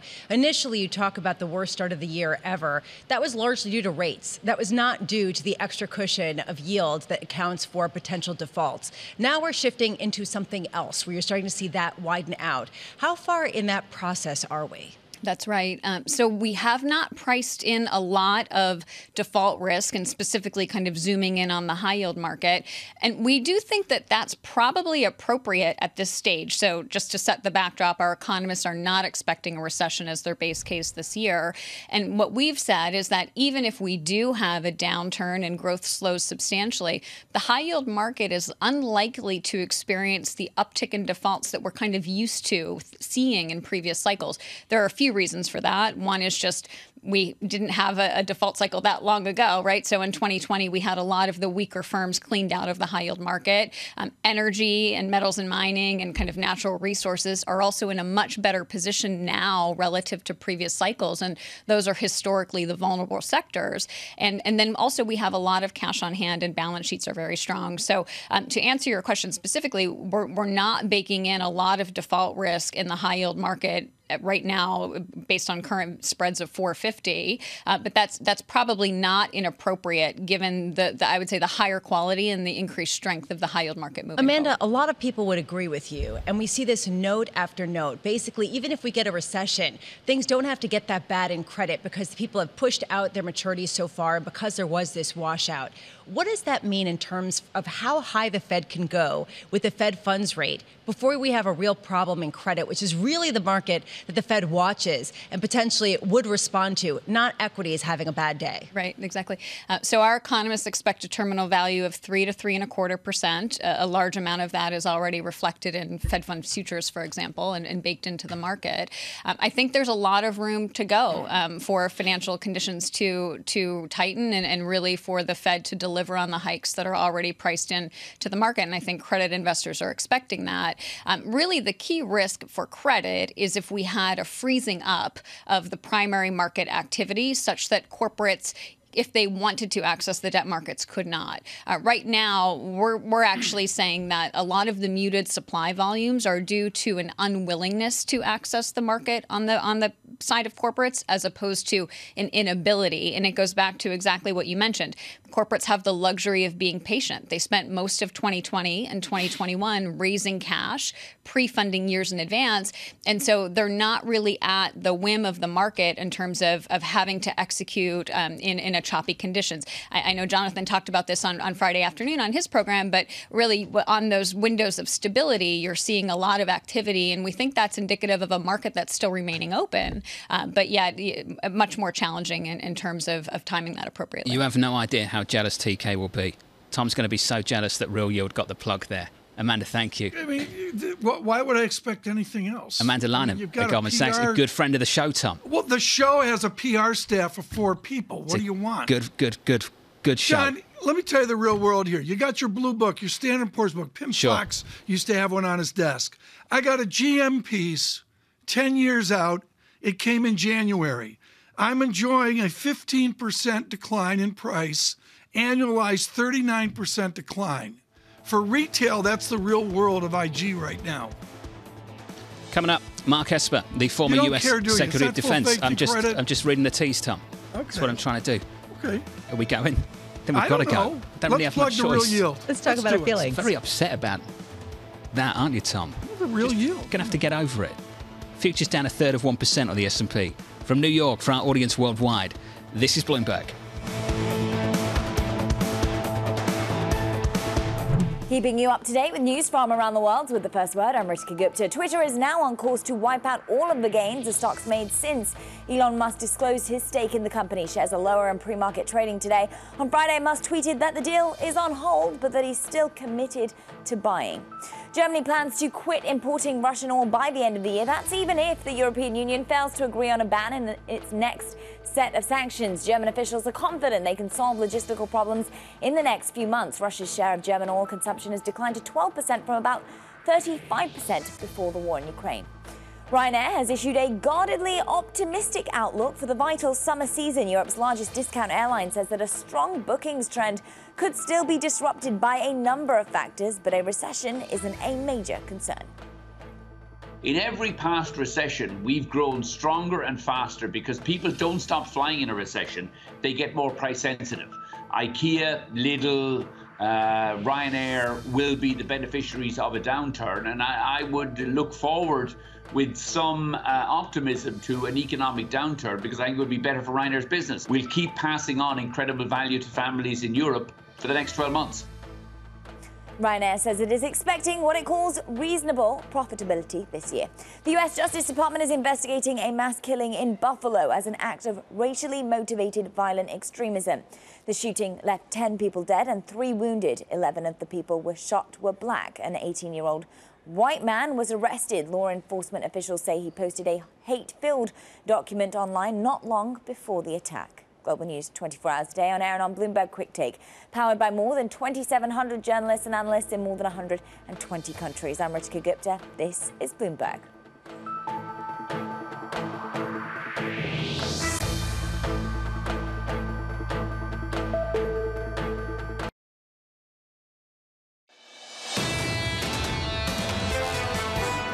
Other companies, I think, are going through situations that are going to be long-lived. And I put Apple in China, the never-ending COVID lockdowns, what that does for an important end market, what that does for never-ending supply disruptions. I put them in that camp. Great to hear from Barton Crockett there, the senior research analyst at Rosenblatt Securities, with Tom Keene, Lisa Abramowicz and Jonathan Ferro. This is Bloomberg Surveillance, with equity futures down 1/3% on the S&P. On the NASDAQ 100, down about 0.5%. Yields unchanged, TK, your 10-year, 291.85. Very good. Right now, let's jump to, over the weekend, food. You know the food on your menu. You know the food at the grocery store when you check out. Aisle 7 is particularly expensive. That is meat, poultry, produce, and the rest of it. Kriti Gupta here with the core of it all for the world. Not rice, but next thing to it, wheat. Kriti? Crucial for the breadbasket of the world, Tom, and this is really where you're seeing a lot of pain when it comes to that food inflation. We have to talk about, though, the news over the weekend. As you pointed out, India now creating an export ban, essentially saying that extra capacity that they had to create some of that wheat, well, they're not actually going to look to export it. They're going to try to address the food shortages right here at home, which brings me to my chart of the day. We're looking at wheat futures that is actually digesting that price action. You see them now going back and testing the levels you saw in mid-March coming off of the war in Ukraine. And remember, Ukraine and Russia together make up over 25% of the world's grain supply. So when you see this kind of issue with India, which, by the way, isn't even one of the biggest wheat exporters in the world, it brings to the question, or to the spotlight, essentially, how many other countries are going to follow the same pattern and not export in order to really talk about their domestic interests. Kriti, thank you so much. This will be a theme for us through the week here. And front and center, the UN Food Index is basically a moonshot at this time. And Curran knows that China is not a moonshot. It is in lockdown, and the numbers are grim. He is our chief Asia economics correspondent. And how surprising were the numbers today? I think revealed, Tom, that things are even worse than people were expecting. It shows how deep the lockdowns and the restrictions are impacting the economy. A couple of takeaways for me was the big drop in retail sales, down 11%. I mean, that cuts to the core of consumer confidence. We saw the surveyed jobless rate go up to 6.1%. But within that, in fact, youth employment, 16 to 24-year-olds, that hit a record rate of unemployment. Now, that goes, of course, to the core of the whole government party mission to begin with. So I think definitely showing the fierce impact of the aggressive COVID-0 strategy. There is a view that perhaps this is the bottom, the trough, because Shanghai is nudging towards a reopening. It's a long way to go, of course. But even allowing for that, the question is, how long will it take for the recovery from here? And it does feel like a long road back. And a lot of people are also looking to policymakers in China for some sort of fiscal easing, some sort of more further stimulus in order to reignite the economy. Can Chinese authorities really do anything to really fill in this pain that is very widespread at a time when people still are not moving around at the pace that they were before? Well, exactly. So some people are calling it a kind of a spinning in the wheels type traction, Lisa. So, the idea is you can't have both COVID-0 and be stimulating your economy at the same time. The authorities, of course, are talking about spending money on infrastructure. The central bank is taking some steps to get money into the economy. But of course, all of that's being offset by what's going on with COVID-0 and the aggressive lockdown. So really, it's not about stimulus in China. It's more about just putting a floor under the amount of pressure that the economy is under. Now, it should be said, we did have one material development over the weekend. The central bank came out and brought down mortgage rates for first-time home buyers right across the country. And that's important because it went beyond money market steps. It's an actual real economy measure, and it demonstrates that A, it's nationwide, and B, policymakers are going beyond sort of more minutiae measures, and they are now starting to take some broader base measures. So it does indicate that the officials are certainly concerned about where the economy is headed. And this is a delicate question, since I know that public sentiment is a somewhat difficult thing to gauge and somewhat sensitive to talk about. How much has Xi Jinping lost support as people struggle through lockdowns, have to stay in their homes, can't get enough vegetables or food just more broadly because of the lack of transportation and personnel? How much has he lost? Well, obviously, difficult to answer that on a kind of a scientific basis, at least, in terms of it is in the world of opinion polls and the like. But, anecdotally, in terms of open source social media, for example, it's been well reported by our colleagues and others that there's a lot of discontent on the ground, especially in Shanghai, which has been taking the brunt of this lockdown for so long now. It's certainly the foreign chambers of commerce in China, they are raising their voice saying, look, this is unsustainable. There needs to be kind of a middle ground here. And there was today, in fact, in the Chinese press, there was a 6-month-old essay published by Xi Jinping, basically underscoring that, look, the economy has to be looked after. They need to make sure that there isn't mass unemployment, etc. All that said, though, there's no hint of a political pivot from the very top. I mean, all the public messaging from the standing committee down has been that COVID-0 is the way forward. They do not want a public health crisis on their hands ahead of the Congress later this year. So for now, it's a question of how can they manage both? How can they manage COVID-0 and how can they manage to keep the economy ticking over? And you have chastised me that I've gone deep into China, 1,200 feet from the harbor in Hong Kong. If I go 1,200 miles now, say from Shanghai to Chengdu, what is the lockdown like in the rest of China that we don't talk about? Again, obviously, Shanghai gets all the headlines because it is the big financial capital. It is kind of New York of Shanghai. But you are right, Tom. Right around the rest of China, there are a variety of, if not lockdowns, certainly Jilin has been struggling on that front. There are certainly ongoing restrictions. And even take Beijing, for example. Beijing is not technically under a lockdown, but it's certainly under rolling restrictions. I mean, the citizens or the residents are being required to undergo mass testing on a frequent basis. So that level of disruption is being seen right across the country.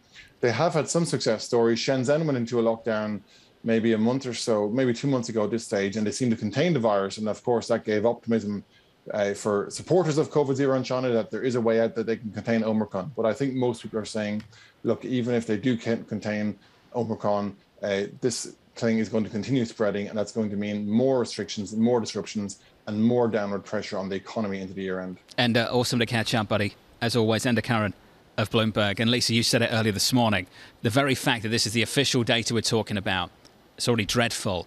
It tells you a lot about the situation we're in that economy. Typically, the official data is massaged to make it look better, and that's why everybody has sort of shadow statistics to understand what the ramifications could be for Europe and perhaps the U.S. as well. And so, honestly, have we fully priced in what that means with respect to supply chains, further inflation, and just in general trade?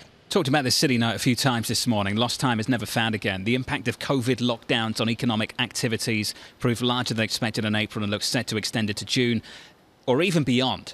That's the line from City, Tom. They've gone down to 4.2 from 5.1 for GDP growth this year. Does it get revised lower from there? Well, it may get revised lower, but within that note is the idea of medicine to the rescue. That's what we did, John. We did it with mRNA.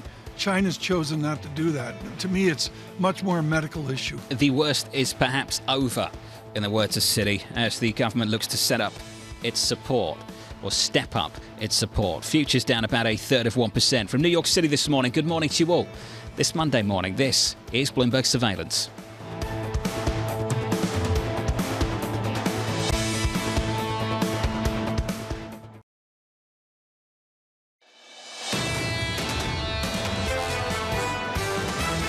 The fears we have today are tied to one thing, really, inflation. How can the Fed or other central banks, for that matter, really think to get it under control in 12 months' time? I think that's incredibly implausible. The challenge with inflation is that it's so misunderstood that the Fed may need to overshoot in terms of rates. As long as inflation expectations remain anchored, I think the Fed is okay with overshooting their target. Of course, the Fed is wary, doesn't want to cause a market collapse. This is Bloomberg Surveillance with Tom Keene, Jonathan Ferro, and Lisa Abramowicz.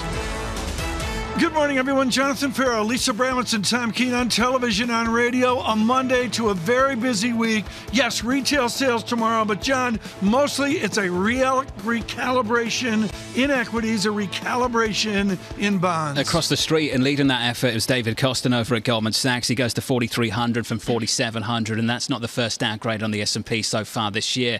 And in the near term, it's 4K on the S&P, which TK is basically where we are. And I keep going back to this point because it's so important. The Fed is telling you they want tighter financial conditions. The Fed is telling you that they do not want higher equity prices and tighter spreads. They do not want a weaker dollar. They want a further tightening of financial conditions. That is essentially what Mary Daly, the San Francisco Fed, said last week, Tom. And I think that is so important going through this summer. The tightening of those conditions is bond price down. We're going to address that in a moment. John, Amanda Lineman with Goldman Sachs in the last hour, it was clear there is a bond bear market. There is, Tom. There is. And in the Treasury market specifically, have we seen the highs? That's what I want to get into. 320 on a 10-year. Was that the high for this cycle? 290. 258 right now. Bank of America does not think we've seen the high on the front end. Yeah. They do not think that story is over. They think later this year when the Fed has to reassess, they have to reassess the long dots higher, and your 2-year could get through 3% again. The reassessment of this really globally, folks, is not only equities and bonds, but Lisa Abramowicz, it's about what politicians will do with it. The language on inflation, the language on the pain to the middle class and, yes, the elites. It's stunning what we've seen over the last 48 hours. It's an election pitch, as this is the predominant issue, as people go to the grocery store and figure out what to do in aisle 7, as you pointed out, which tends to be the most expensive aisle.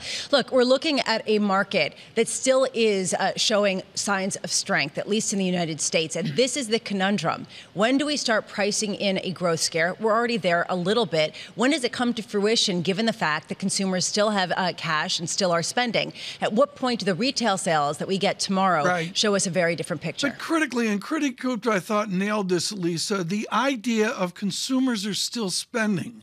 Which consumer is still spending? That's a good question, right? The sort of bifurcation of the haves and the have-nots, and how much does the Fed pay attention to this? Have they basically lost that social conscience that seemed to be a driver of them earlier? Because inflation hits everybody, and frankly, it hits the lowest income individuals the hardest, and that has to be their focus right now for every reason. John, what was the distinction in your reading over the weekend? I mean, it's almost like recalibration Monday here for me going in. You know, the mid-year outlooks, John, they all start here coming out. What was the distinction to what you saw? Here come the downgrades. That's going to be the story for us at 9 o'clock on Bloomberg TV, Tom, as we count down to the opening bell.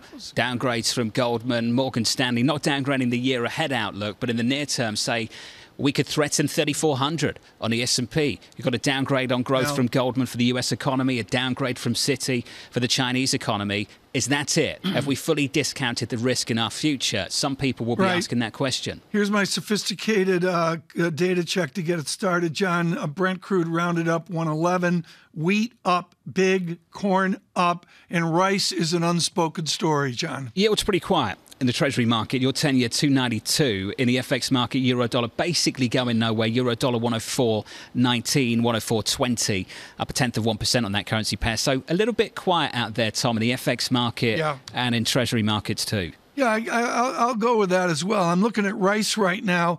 It's gone from 12 up to 17 here in 2 years. That's U.S. at rice. That's, of course, a global story. Looking globally at debt is Anthony Rodriguez. Tony Rodriguez had a fixed income strategy at Nuveen. Thrilled he could join us today. Tony, you know the history of Nuveen. It is steeped in original products way back 30, 40, 50 years. And, of course, the advent of the company in 1898. You've never seen price down like this, have you? No, good morning, Tom. Good to be with you. Most difficult start to a year that we've seen. We're seeing a massive rise in rates in the context of how low we had been, where we were pretty close to zero across the board. So you're seeing almost double-digit negative returns for the broad fixed income markets. And so what we think that is very much a significant re-rating on both the Fed and growth prospects. And so the Fed, we know now, is priced in pretty aggressively. So we don't see a whole lot more coming from that side, but we do think there's potentially some higher rates still in the medium to longer term end of the curve. Tony, talk to me about where that's going to come from in the Treasury market and what's going to develop that story. Yeah, so we think it's going to come primarily from the front end to intermediates. We're going to see a further flattening of the curve. When we look at the long end of the curve, the 10-year, our call has been that we'd end the year around 3%. We'll probably obviously see higher points than that over the course of the year. We've already seen a 3.20, but ultimately we think we end the year closer to 3. But the 2-year rises up to be basically a flat curve. So the idea is that further Fed tightening is going to come. Some modest upward pressure on rates will come with that. And then when you look at the risk markets, we think there is still some potential further widening coming, but that the majority of the widening that we've seen in credit markets is behind us. Taking a step back, Tony, give us the scenario in which this comes to pass, because what you're talking about is something that speaks of perhaps a longer-term inflationary outlook that doesn't scream recession in the same kind of way that some other outlooks do. Is that correct? Is this basically saying that the Fed can tighten as much as they're planning, and we still get some persistent inflation and, frankly, along with that, growth? Yeah, I think the story is that we are going to see inflation that is above the Fed's target for the next 2 years, but we are going to also see inflation that is moderating from where we are. So peak inflation, in our view, is behind us. The question is, will there be, for example, further shocks to the system that mean inflation stays elevated at current levels for an extended period of time? So our view is that if inflation does moderate, the underlying strength of the economy in terms of the corporate balance sheet and the consumer is enough to possibly support a soft landing. Now, of course, the landing strip has gotten shorter and narrower, week by week, month by month. But right now, we still think, like if you look at what the Goldman forecast that's implicitly saying a soft landing, we still think that is something that could achieve. But clearly, the probabilities decline as you see weakness in China, as you see the Russia-Ukraine war continuing, as you see zero COVID in China impacting global markets. So, Tony, in this soup that we have right here of geopolitical developments, of a Fed that's tightening, of the post-pandemic reality, where's the haven? Well, right now, we think that the haven is really in what we would call a diversified portfolio. So the haven's not going to come from any single asset class. But when we look at the fixed income markets, given the re-rating we've seen with rates higher by almost 200 basis points at the front end, with spreads wider in high yield by over 150 basis points, we do think that a diversified portfolio of fixed income spread assets and some credit, some treasuries, also to provide a little bit of cover in case we see another downside from either supply chain pressures or geopolitical risks. We think that portfolio, which today is yielding you a good 200+ basis points more than where we were at the start of the year, provides a reasonable risk reward for an investor. So you're earning close to mid-single digit returns in an environment that's still pretty uncertain, and an equity market that, while we're not bears on the equity market, is clearly still at best case fair value. This has been a tough year Tony, wonderful to catch up with you as always. Tony Rodriguez of Nuveen. Thinking of tough years, we talk a lot about tech. Let's talk about the banks. JP Morgan year to date down about 25%. Goldman down 20%. Often go over these names just to remind everyone how many we've seen in the red, deep into the red so far this year. Morgan Stanley down 18%, Citigroup down 21%, Bank of America down 21%. Mike Mayo of Wells saying this: JP Morgan must prove to investors that, quote, its superior standards for strategic and financial discipline, Tom, are still intact. It's been a tough year for Wall Street. And to Mr. Mayo's point, I strongly agree with this, John. You are going to see a massive honing of business plans and tactical execution going into Labor Day to get ready for the end of the year and the compensation season next year. John, I really can't say enough about how fixed incomes got hammered and the way you do this. And we've never seen this. I've lived this, but this is much, much worse. You're down in bonds. You constitutionally can't buy JP Morgan equity. What do? You clip coupons. That's the old phrase. And you claw your way back. This emotion, John, in fixed income of clawing my way back is going to be the story for late summer. Well, Tom, let's talk about that. How'd you claw your way back in the equity market? I think what we often forget is just basic maths. If you drop from 100 to 50 and you lose 50%, you've got to gain 100% to get back to break even. And Tom, that's where we are in a lot of funds, in a lot of names in this equity market. You differentiate. I'm laughing, folks. This is a joke that John and I have.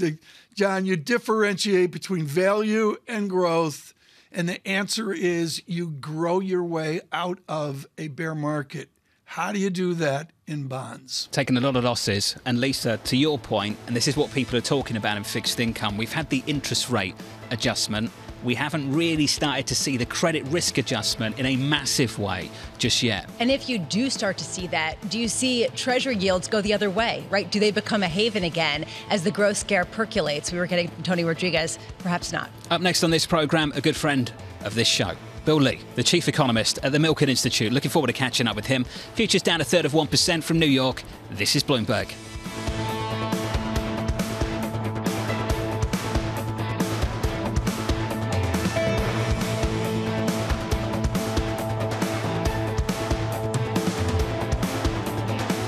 Keeping you up to date with news from around the world with the first word, I'm Rishika Gupta. It's another dramatic change in Europe's security structure triggered by Russia's invasion of Ukraine. NATO members rallied around Finland and Sweden after they announced plans to join the alliance. The one NATO member to voice concerns was Turkey. The country is unhappy that Sweden and Finland have had relations with Kurdish militants active in eastern Turkey. And China's economy is paying the price for the government's COVID-0 policy. Two key gauges of economic activity have fallen to the worst levels since the start of the pandemic. Industrial output unexpectedly fell 2.9% in April, whilst consumer spending shrank 11.1%. Carlyle Group has agreed to buy government IT contractor Mantech International. The all-cash deal is valued at about $4.2 billion. Mantech primarily works with U.S. defense and intelligence agencies. McDonald's is leaving Russia after more than 3 decades operating there. The fast food chain will sell its Russian business and take a write-off of up to $1.4 billion. McDonald's said that in the wake of the war in Ukraine, continued ownership of the business in Russia is just not consistent with the company's values. And JetBlue has begun a roughly $3.3 billion hostile takeover attempt of Spirit Airlines. It launched an all-cash tender offer and is urging Spirit shareholders to vote no on the airline's takeover by Frontier Airlines. The JetBlue offer is $30 a share, $3 less than its initial bid. JetBlue says it would pay the higher price if Spirit agrees to a, quote, consensual transaction. Global news 24 hours a day on air and on Bloomberg Quick Take, powered by more than 2,700 journalists and analysts in more than 120 countries. I'm Rishika Gupta. This is Bloomberg.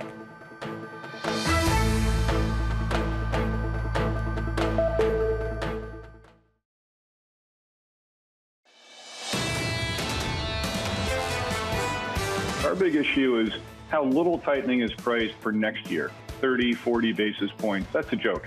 You think about it, the biggest inflation worry in actual reality in the last 40 years And how can the Fed or other central banks, for that matter, really think to get it under control in 12 months' time? I think that's incredibly implausible. So we expect a lot more tightening to be priced in for 23. This is it. This is the story for so many people. There is consensus about 22. It's 23 where things start to break down. Mike Schumacher there, the global head of macro strategy at Wells Fargo, on what this Fed might need to do next year. Futures down about 1/3 on the Nasdaq 100, on the S&P 500 down 0.2% from New York this morning. Good morning. This is Bloomberg Surveillance with yields essentially unchanged on a 10-year, 292.58. Yields up by almost a basis point. Crude down by 1 full percentage point. Tom, just short of 110, 109.39 on WTI. John, long ago and far away, with Bloomberg on the economy, one of my themes for the year was the growing of rice. Rice is a dominant crop, a huge part, say, of Cambodia's use of income, completely different in the United States. Aggregating all this after the shock of pandemic, the shock of a war in Ukraine, is Will Kennedy leading our coverage on energy and commodities, and he joins us this morning. Will, as a general statement, how much does rising energy prices fold into something as basic as rice or wheat?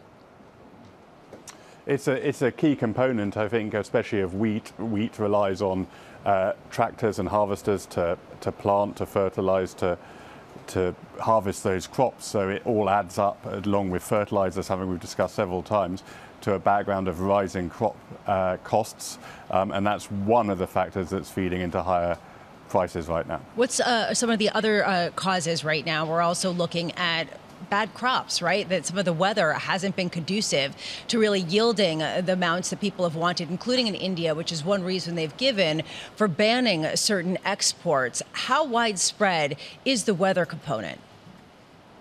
It's very important, and it's coming at a time where supplies are very tight for a number of reasons, principally the war, which has stopped almost all grain, wheat exports from Ukraine, one of the world's biggest suppliers, and the blockade of their Black Sea ports means that none of that's getting out, and that's created a tight global market. A country like India would not be particularly important in normal times to the global balance. It's a relatively small exporter. But right now, the whole market is quite stressed. And as you say, weather is a big part of that. You've got drought conditions in India, which is making people pessimistic about the forecasts there. We've got difficult weather conditions in the US. Planting is a long way behind where it might normally be. It's too early to say what that will mean for the harvest this year, but it's worrying. So these weather conditions that we're seeing around the world come at a time of very tight global market, and that's why traders are jumpy. Yeah. Wheat was up by the limit today in Chicago. It's starting to test the highs we saw immediately after Russia's invasion of Ukraine. So, Will, the reason why we're talking about this ahead of the open here in the U.S. is partly because this is a crisis unlike what a lot of people have been saying. You've been covering the commodity sector for more than 2 decades. What is the analog, the historical analog for the shortages, for the price hikes that we're seeing in basic staples for everyone, frankly, but also particularly in the developing world? The obvious example is what we saw in 2011 when rising wheat prices led to food riots around the world, and specifically was seen as one of the key drivers of the Arab Spring. People are concerned that we're going to see something similar. I mean, events in places like Sri Lanka, which has a number of drivers, of course, but rising staple prices always add to political crises. Now, but going back to what Tom said at the beginning, one of the saving graces and one of the reasons why we're perhaps in a slightly better situation than 2011 is that rice prices, the staple for about half the world's population, have remained relatively subdued, not something we saw a decade or more ago in the last food crisis. So that's one slight cause for optimism. But Will, what do the experts say about the linkage of rice to wheat, or are they completely delinked? They're not completely delinked, but there isn't as much substitution as you think. The rice-consuming parts of the world tend to be pretty discrete from the wheat-consuming parts of the world, and there will be a bit of substitution at the margin in places like Africa, but on the whole, wheat is the staple, the world's biggest staple, and as long as those prices remain subdued, I don't mean to sound overly optimistic, but it does mean that it's not as bad as a situation that we've seen in the past, perhaps. Well, financial markets usually focus on oil and gas prices in the forefront. How much has that shifted in the people who you talk to the soft commodities, or is it still very much? And what's happening with Russia and some of the bans that even Germany is now implementing? Yeah, I think the point is here, for many countries, what we're getting now is a run-up in both food and fuel prices at the same time, which is one of the key drivers of inflation here. If you think about the US will be affected by higher wheat prices. It will feed through the whole food supply chain, and that will come as consumers are already grappling with diesel and gasoline prices that are hitting records. That's a mixture that consumers in many parts of the world are facing. And of course, in places outside the US, in many developing countries, that comes at a time where dollar strength is making the cost of commodities imports high already. So it becomes quite a mixture for many, many countries. Well, wonderful to get your perspective on things, as always. Will Kennedy there of Bloomberg on the situation with agricultural commodities, not just energy. And Lisa, the rise of protectionism is a real threat going forward from here. Regardless of India's contribution to exports in a particular good, that's a bad sign. It's a bad sign when people start hoarding just basic food for their population because they are worried about those riots. They're worried about the price of goods. At what point do we enter a regime that we haven't really seen in modern history with respect to food supplies? Even Janet Yellen coming out this morning and talking about how this is probably one of the biggest crises to emerge from the Ukraine war. This is the spillover, Tom, and it might just be the beginning. Well, it's a spillover, but also it's got the history of Arab Spring. I mean, let's be honest, John. Food inflation had a huge thing to do with the upsetting of the Middle East. Our expert, Eric Martin of the International Monetary Fund, he is heated, John. He studies Egypt. Tom, developed markets largely escaped that situation. Catching up with Mohammed on Friday, Mohammed Al-Arian, talking about the EM-type situation that DM faces this year on so many different fronts. Yeah, well, I'm going to go with that, and I think the tone here on as we said, a reset Monday here into mid-year outlooks is how do you do a mid-year outlook on food other than, as Will Kennedy said, even rice up this morning. That's about the only time horizon that I could probably process, Tom. A mid-year outlook to mid-year. At least for about 2 months. I agree. Beyond totally. that through the summer, I've got no idea. Can you even do 2 months, honestly? I can get out 2 Fed meetings, maybe, just about. All right, good to know. I don't know. This is uncertainty of a new caliber. And Lisa, I've mentioned this a couple times this morning, but let me codify it. I think the financial media has grossly underplayed the decline in price in fixed income away from the typical things we quote. It's stunning, some of the numbers I'm looking at. Driven by rates, it's been a bloodbath, but now how do we move from that to actually go forward, and where do you find the value if you're clipping coupons? Tom, we are the financial media. It's okay. He's taking a dig at me. Lisa's covers this all the time. 2 year, I'm okay the real with it. yield, the real yield, the real Come yield. on. It's the best show on TV. Come on.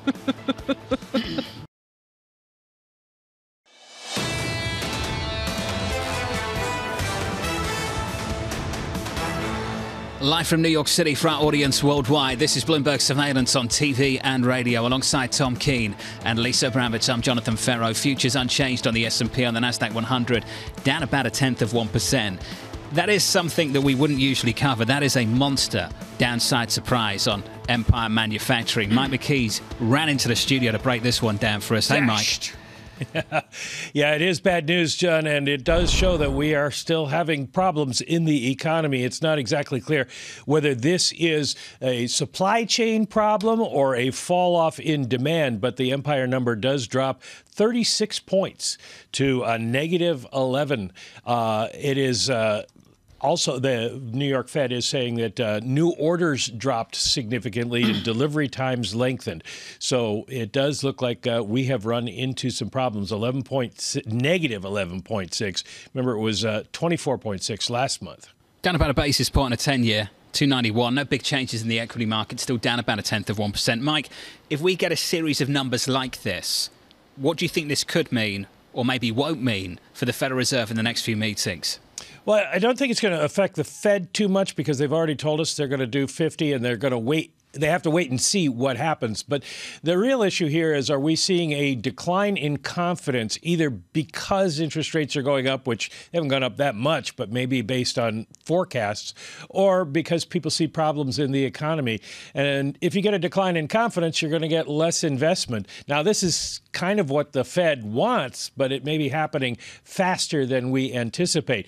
The Empire number doesn't always correlate very well with the national ISM figures, but they were down a little bit as well when we came into this month. That's what I was going to ask. I mean, these have been highly volatile numbers, and they've been swinging pretty violently. There was a pretty substantial growth last month. How much does this really give people a sense of what's going on versus yet being one more tea leaf, the first of the May tea leaves that we're going to get?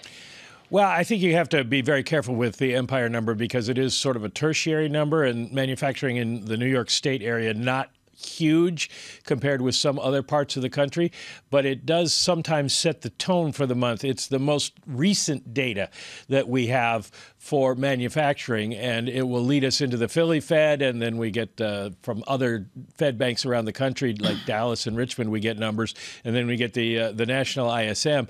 And again, it's going to be a question of whether this is a supply problem, whether it's China and the problems we have with getting stuff out of there in COVID-0, or whether it's demand. All of a sudden, people have decided they don't want to buy stuff anymore. Mike, thank you, as always. Just ahead of this print, we got this note from Andrew Hollenhorst and Veronica Clark over at Citi, and they said the following: market concern is rising about downside risk to activity, meaning metrics like industrial production and retail sales, both out this week, take on some increased significance. However, they go on to say, Tom, data on wage and price inflation remains most important for asset prices. This is particularly the case given Chair Powell's strong indication last week that price stability is his key concern. So even if we get these downside surprises on economic activity, there is this belief in some parts of Wall Street the Fed keeps going because the focus is on something else. It's all, will the jobs market break? And in the hotsiest message from Goldman Sachs, they did frame out unemployment rates that are elevated, but not anything that we would call a crisis. Right now, let's move on with this economic analysis of the United States to a more global sense. Off of the Milken Institute meetings, William Lee joins us, their chief economist.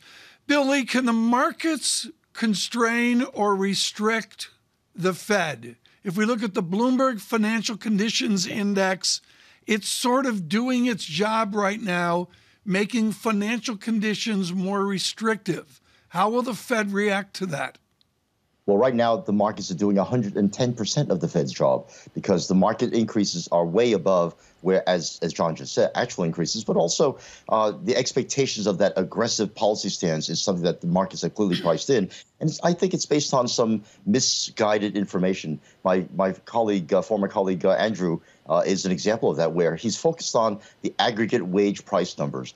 And I've been looking at the micro wage price numbers, and I really don't see massive signs of a wage price spiral as 1970s style. In fact, most of the wage increases have been going to where the labor shortages are appearing, the low wage workers, the younger tenured workers. Billy, you're world famous for this, and it goes into a decile analysis, I would guess. Economists like Citigroup love to aggregate numbers together. What part of that decile analysis matters for Chairman Powell and the view forward? Well, Chairman Powell absolutely cares about the aggregate number. But do you see aggregate wage price spiral? Now, granted, the Fed has lost credibility since its meetings. The average inflation rate break-evens that are priced into 5-year securities is way above 3.5%. But given that, I think we shouldn't get too carried away with how much the Fed has to tighten. Don't forget, the Fed, for the first time in Fed history, we have two policy tools, the balance sheet and rates. And I think one of the strategies that they haven't talked about enough is using that balance sheet to cool off and target those red-hot sectors in real estate and consumer durables by draining the liquidity from there, especially the mortgage backs, and by then easing up on the amount of rate increases they'll need. This is, again, the first time in history of the Fed with two policy instruments, it may be able to escape crashing the economy to bring inflation down to its target level. Bill, some of that in the market ended in a bit of a mess in 2018 when they tried to wind down the balance sheet. They're doing this at a much more aggressive level, twice the speed, once they get going. Bill, can you just add a little bit more colour to that? How much they're about to do with the balance sheet and how this is going to work through the economy, through financial conditions? This is one of the great uncharted territory because the Fed has really never done balance sheet before. And as you said, the last time it did it in a very clumsy way. Right now, it has to be very careful in using that mortgage-backed securities holdings because that is where the real red-hot sector is, the real estate market. And draining liquidity there is going to be absolutely critical. But now the Treasury runoff is something that will be done on almost autopilot because it has maturity holdings that are so short. But I think the key to the Fed's policy stance is how aggressive does it have to be with rates on top of that. If you really believe that there's a wage price spiral being priced in, then it has to be aggressive, no doubt. But my view of the numbers on the labor market is such that, if you're above the median wage or median profile of the median worker, you're not getting the 10, 12% wage increases. You're getting barely 2 and 3% for senior managers. So I think the Fed has to cool off a bit in terms of worrying so much about that wage price spiral. There really is no sign of it yet taking hold. And I think that's something that Wall Street has missed entirely. Even so, if the Fed is targeting inflation, even if it's not coming from the wage price spiral, there are so many inflationary pressures coming from China, from the supply chain disruptions, which are not necessarily positive for growth, which are not necessarily signs of momentum. But still, the Fed has shown a willingness to target demand in order to respond to supply side responses. What's your view on how far they would have to go to normalize the supply and demand side of the equations? Well, that's the lesson learned from the 70s. You cannot let prices get out of control. Even though a lot of the inflation is coming from the supply side, the Fed's job is to equilibrate supply and demand. If you can't get supply up, then you certainly have to bring demand down. And the wrong way to do it, though, is through hit targeting investment, which is the cost of capital. Right now, I think the key to inflation in the future is productivity-enhancing investment. That has to be encouraged. And I think the Fed to choke that off just for the sake of hitting its 2% target in a reasonable amount of time would be a serious mistake because that would cost us in the 3 to 5 year horizon in boosting inflation without those productivity-enhancing investments. Right now, we've got a 2-year Treasury yield at about 2.5%. The team over at Bank of America, which we'll catch up with John in a little bit here, believe that it will go up to 3.5%. Do you think that would be enough to torpedo this economy, to actually send the United States into recession? It would be enough if we drain liquidity adequately from the red-hot sectors using the balance sheet. It will not be enough by traditional measures. And so I think that this, as I said, has got to be a time when the Fed can no longer say the balance sheet is the passive tool and the secondary tool. It has to become the primary tool for cooling the economy. And as far as China is concerned, by the way, the real key to watch is whether or not China becomes aggressive and takes over more aggressive about Taiwan. Because the lesson learned from Ukraine that shocked the leaders over there is that the world came together and became much more cohesive. That will put a stopper, I think, on military incursions into Taiwan, but it won't stop their cyber attacks or political strategies. So there, the supply constraint is a real issue because TSMC is global. There is no substitute for advanced chips. We can find other places to buy wheat. We can find other places to grow corn, but we cannot find another TSMC. But just quickly, within the Communist Party, do you think that the leader, President Xi, is in a position where he can make a step as bold as the one that you just described? Right now, if he gets his third term, the one thing on Xi's mind is that he will leave the legacy that he created the path of returning Taiwan to China. This is something no one has accomplished. Deng Xiaoping, no one, not even Zhou Enlai or Mao Zedong. So this has been a China obsession for decades, ever since China opened. So you betcha he's going to be going after Taiwan. The question is how. And right now, the world coming together about Ukraine, I think, has put a stopper on any overt military actions. Bill, wonderful to hear from you, sir. As always, Bill Lee there of the Milken Institute. Tom, with a different perspective, and for some people, a worrying perspective on future developments. Well, and this is Bill Lee of the Pacific Rim and, of course, his work of IMF. I would say this is an undercurrent, John, where, yes, there's this huge focus on Ukraine. We understand that. But I would suggest there's an undercurrent of new analysis on Taiwan and then down to the South China Sea, particularly after the Philippine election. That's maybe something to talk about in the fall. Coming up in the next hour, we'll catch up with Mark Cabana, the head of US rate strategy at Bank of America Global Research. As Lisa pointed out, a really punchy forecast for the front end of the curve from them. 350 on a 2-year, and essentially, Lisa, forecasting yield curve inversion all over again. 350 on 2s, 320 something, 325 on 10s. Yeah, this has been basically the idea that people have. How far does the Fed have to go to become restrictive? And then does that mean, if we do get yield curve inversion, recession again? Empire Manufacturing, absolutely dreadful. Big downside surprise. Yeah. Futures unchanged on the S&P, unchanged on the Nasdaq, Tom. Is Newcastle United dreadful? They're not that dreadful anymore. They're better at this point of the season than they were about 6 months ago. You need them to win, Tom. Yeah. Or at least get some kind of a result. It's in the middle of the surveillance nap, but we'll figure that out. You're going to wake up and watch that, are you? Okay. Got it. From New York, this is Bloomberg.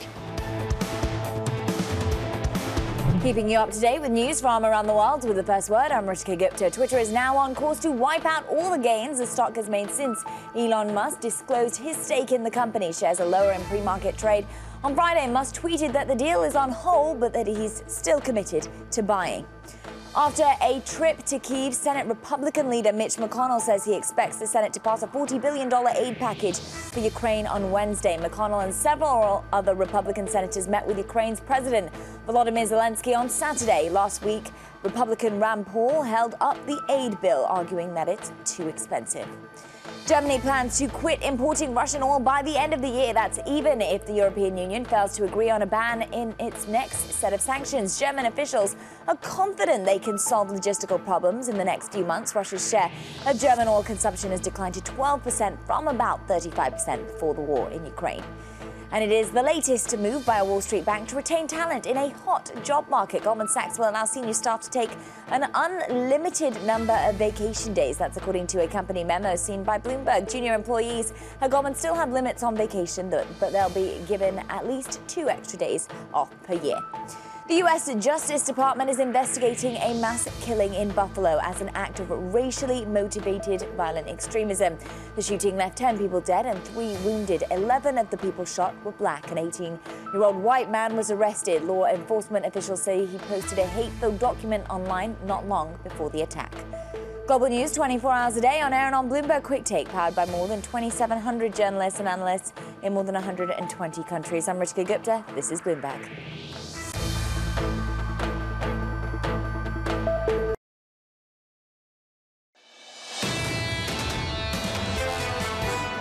In the beginning of the war, the perception was that NATO is strong and NATO can act and NATO can deliver. And the only thing EU can do is to express different levels of concern in public statements. And the war proved that everything is completely different. It's NATO that, as alliance, as an institution, can do very little, if anything.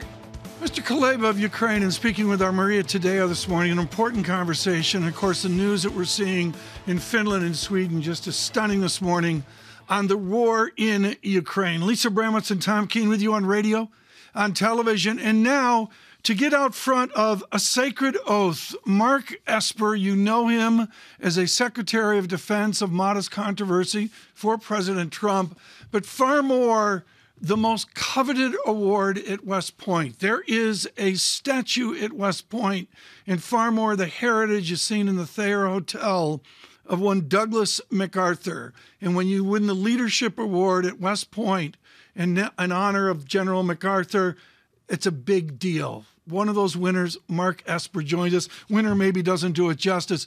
Mark, tell me about what General MacArthur would do today with all of his controversy within the Republican Party, the middle 20th century, isolationism and that. What would General MacArthur do with this modern Defense Department that we have? Well, it's a great question, and I guess thank you up front for the introduction, Tom. You know, MacArthur, what we would consider him today to be a combatant commander, right, because of his command in the Pacific and later during the Korean War. But you know, for West Point, West Pointers and others in the military were most recall his famous saying about duty, honor, and country. And that is the West Point motto. And he says, those 3 hallowed words reverently dictate what you ought to be, what you can be, and what you will be. And it was that phrase and that saying, as it goes, is what in some ways guided me during my tenure, both as Secretary of the Army and Secretary of Defense. I am fascinated by your thoughts of and this is a very sophisticated word, sir. I don't know if you saw this at West Point. The ginormous NATO exercises going on right now from Estonia and Lithuania on down. This is a new world we are in. Is our Defense Department ready with Secretary Austin for this new world? We are getting ready. I think a hallmark of the Trump administration was we advanced a national defense strategy that I made number one, my top priority to implement. But this defense strategy also described a new era of great power competition, defined as China as our top strategic adversary, and secondly, as Russia. And to confront these two countries, particularly China, we really need to modernize the military, from the equipment to our training to our doctrine, and all those things are underway.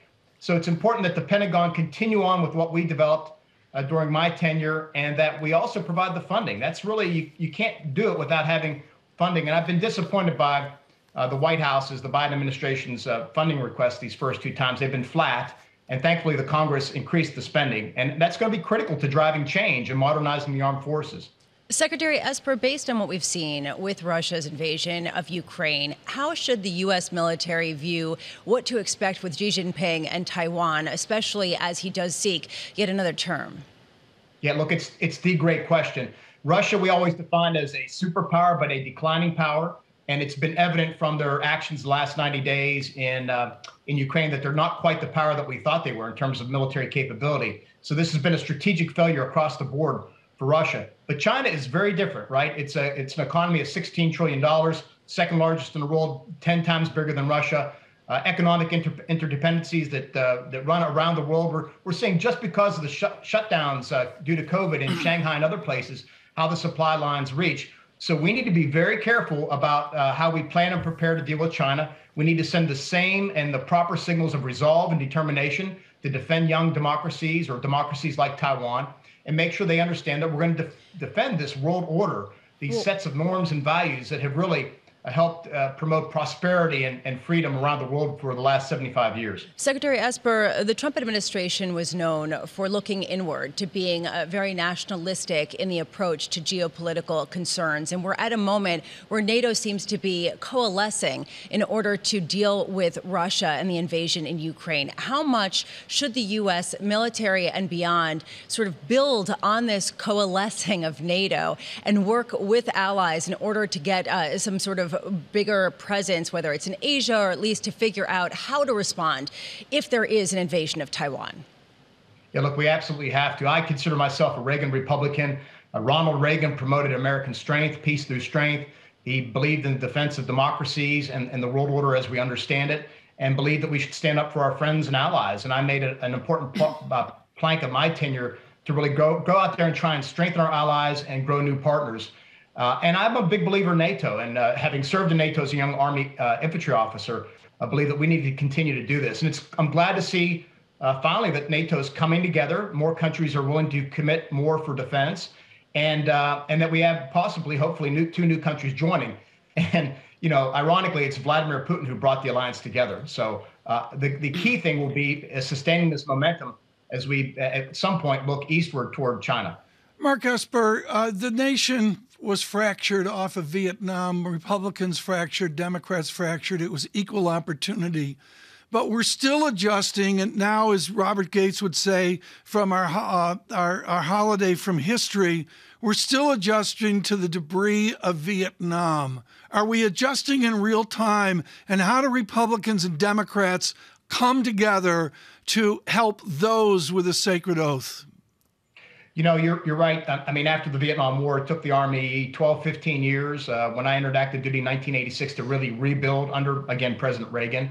And I think now we're coming off the wars the last 20 years in Iraq and Afghanistan. And again, during our time, 2018 and beyond, we began rebuilding the Army and all the services. So it will take time and money. But look, I've said on many occasions here the last couple months or so that the greatest threat I see facing our country is the extreme partisanship on both sides of the aisle that is creating dysfunction in Washington, D.C. And until we solve that problem, it's going to be hard to take on the big issues such as, our growing budget debt. It's $30 trillion. How do we come up with a consensus that with regard to a strategy toward China? How do we address all these big issues facing our country? And that's going to be key going forward.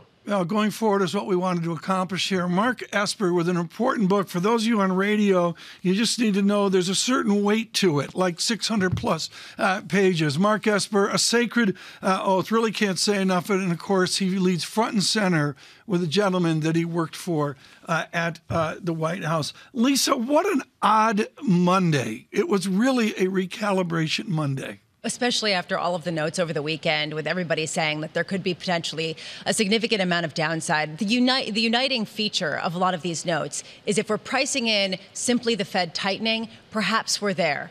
If we're not, if we're pricing in a recession, there is more to go. And that was the view of Lori Calvasina and a bunch of other strategists. How much is that going to become the consensus, Tom? Stay with us on Bloomberg Radio and Bloomberg Television through the morning as we recalibrate. Lots of people publishing this morning. John just mentioning the Citigroup note that came out maybe 20 minutes ago as well. I would state, for those looking for optimism, the VIX under 30, 29.07, gives modest comfort. Stay with us. This is Bloomberg.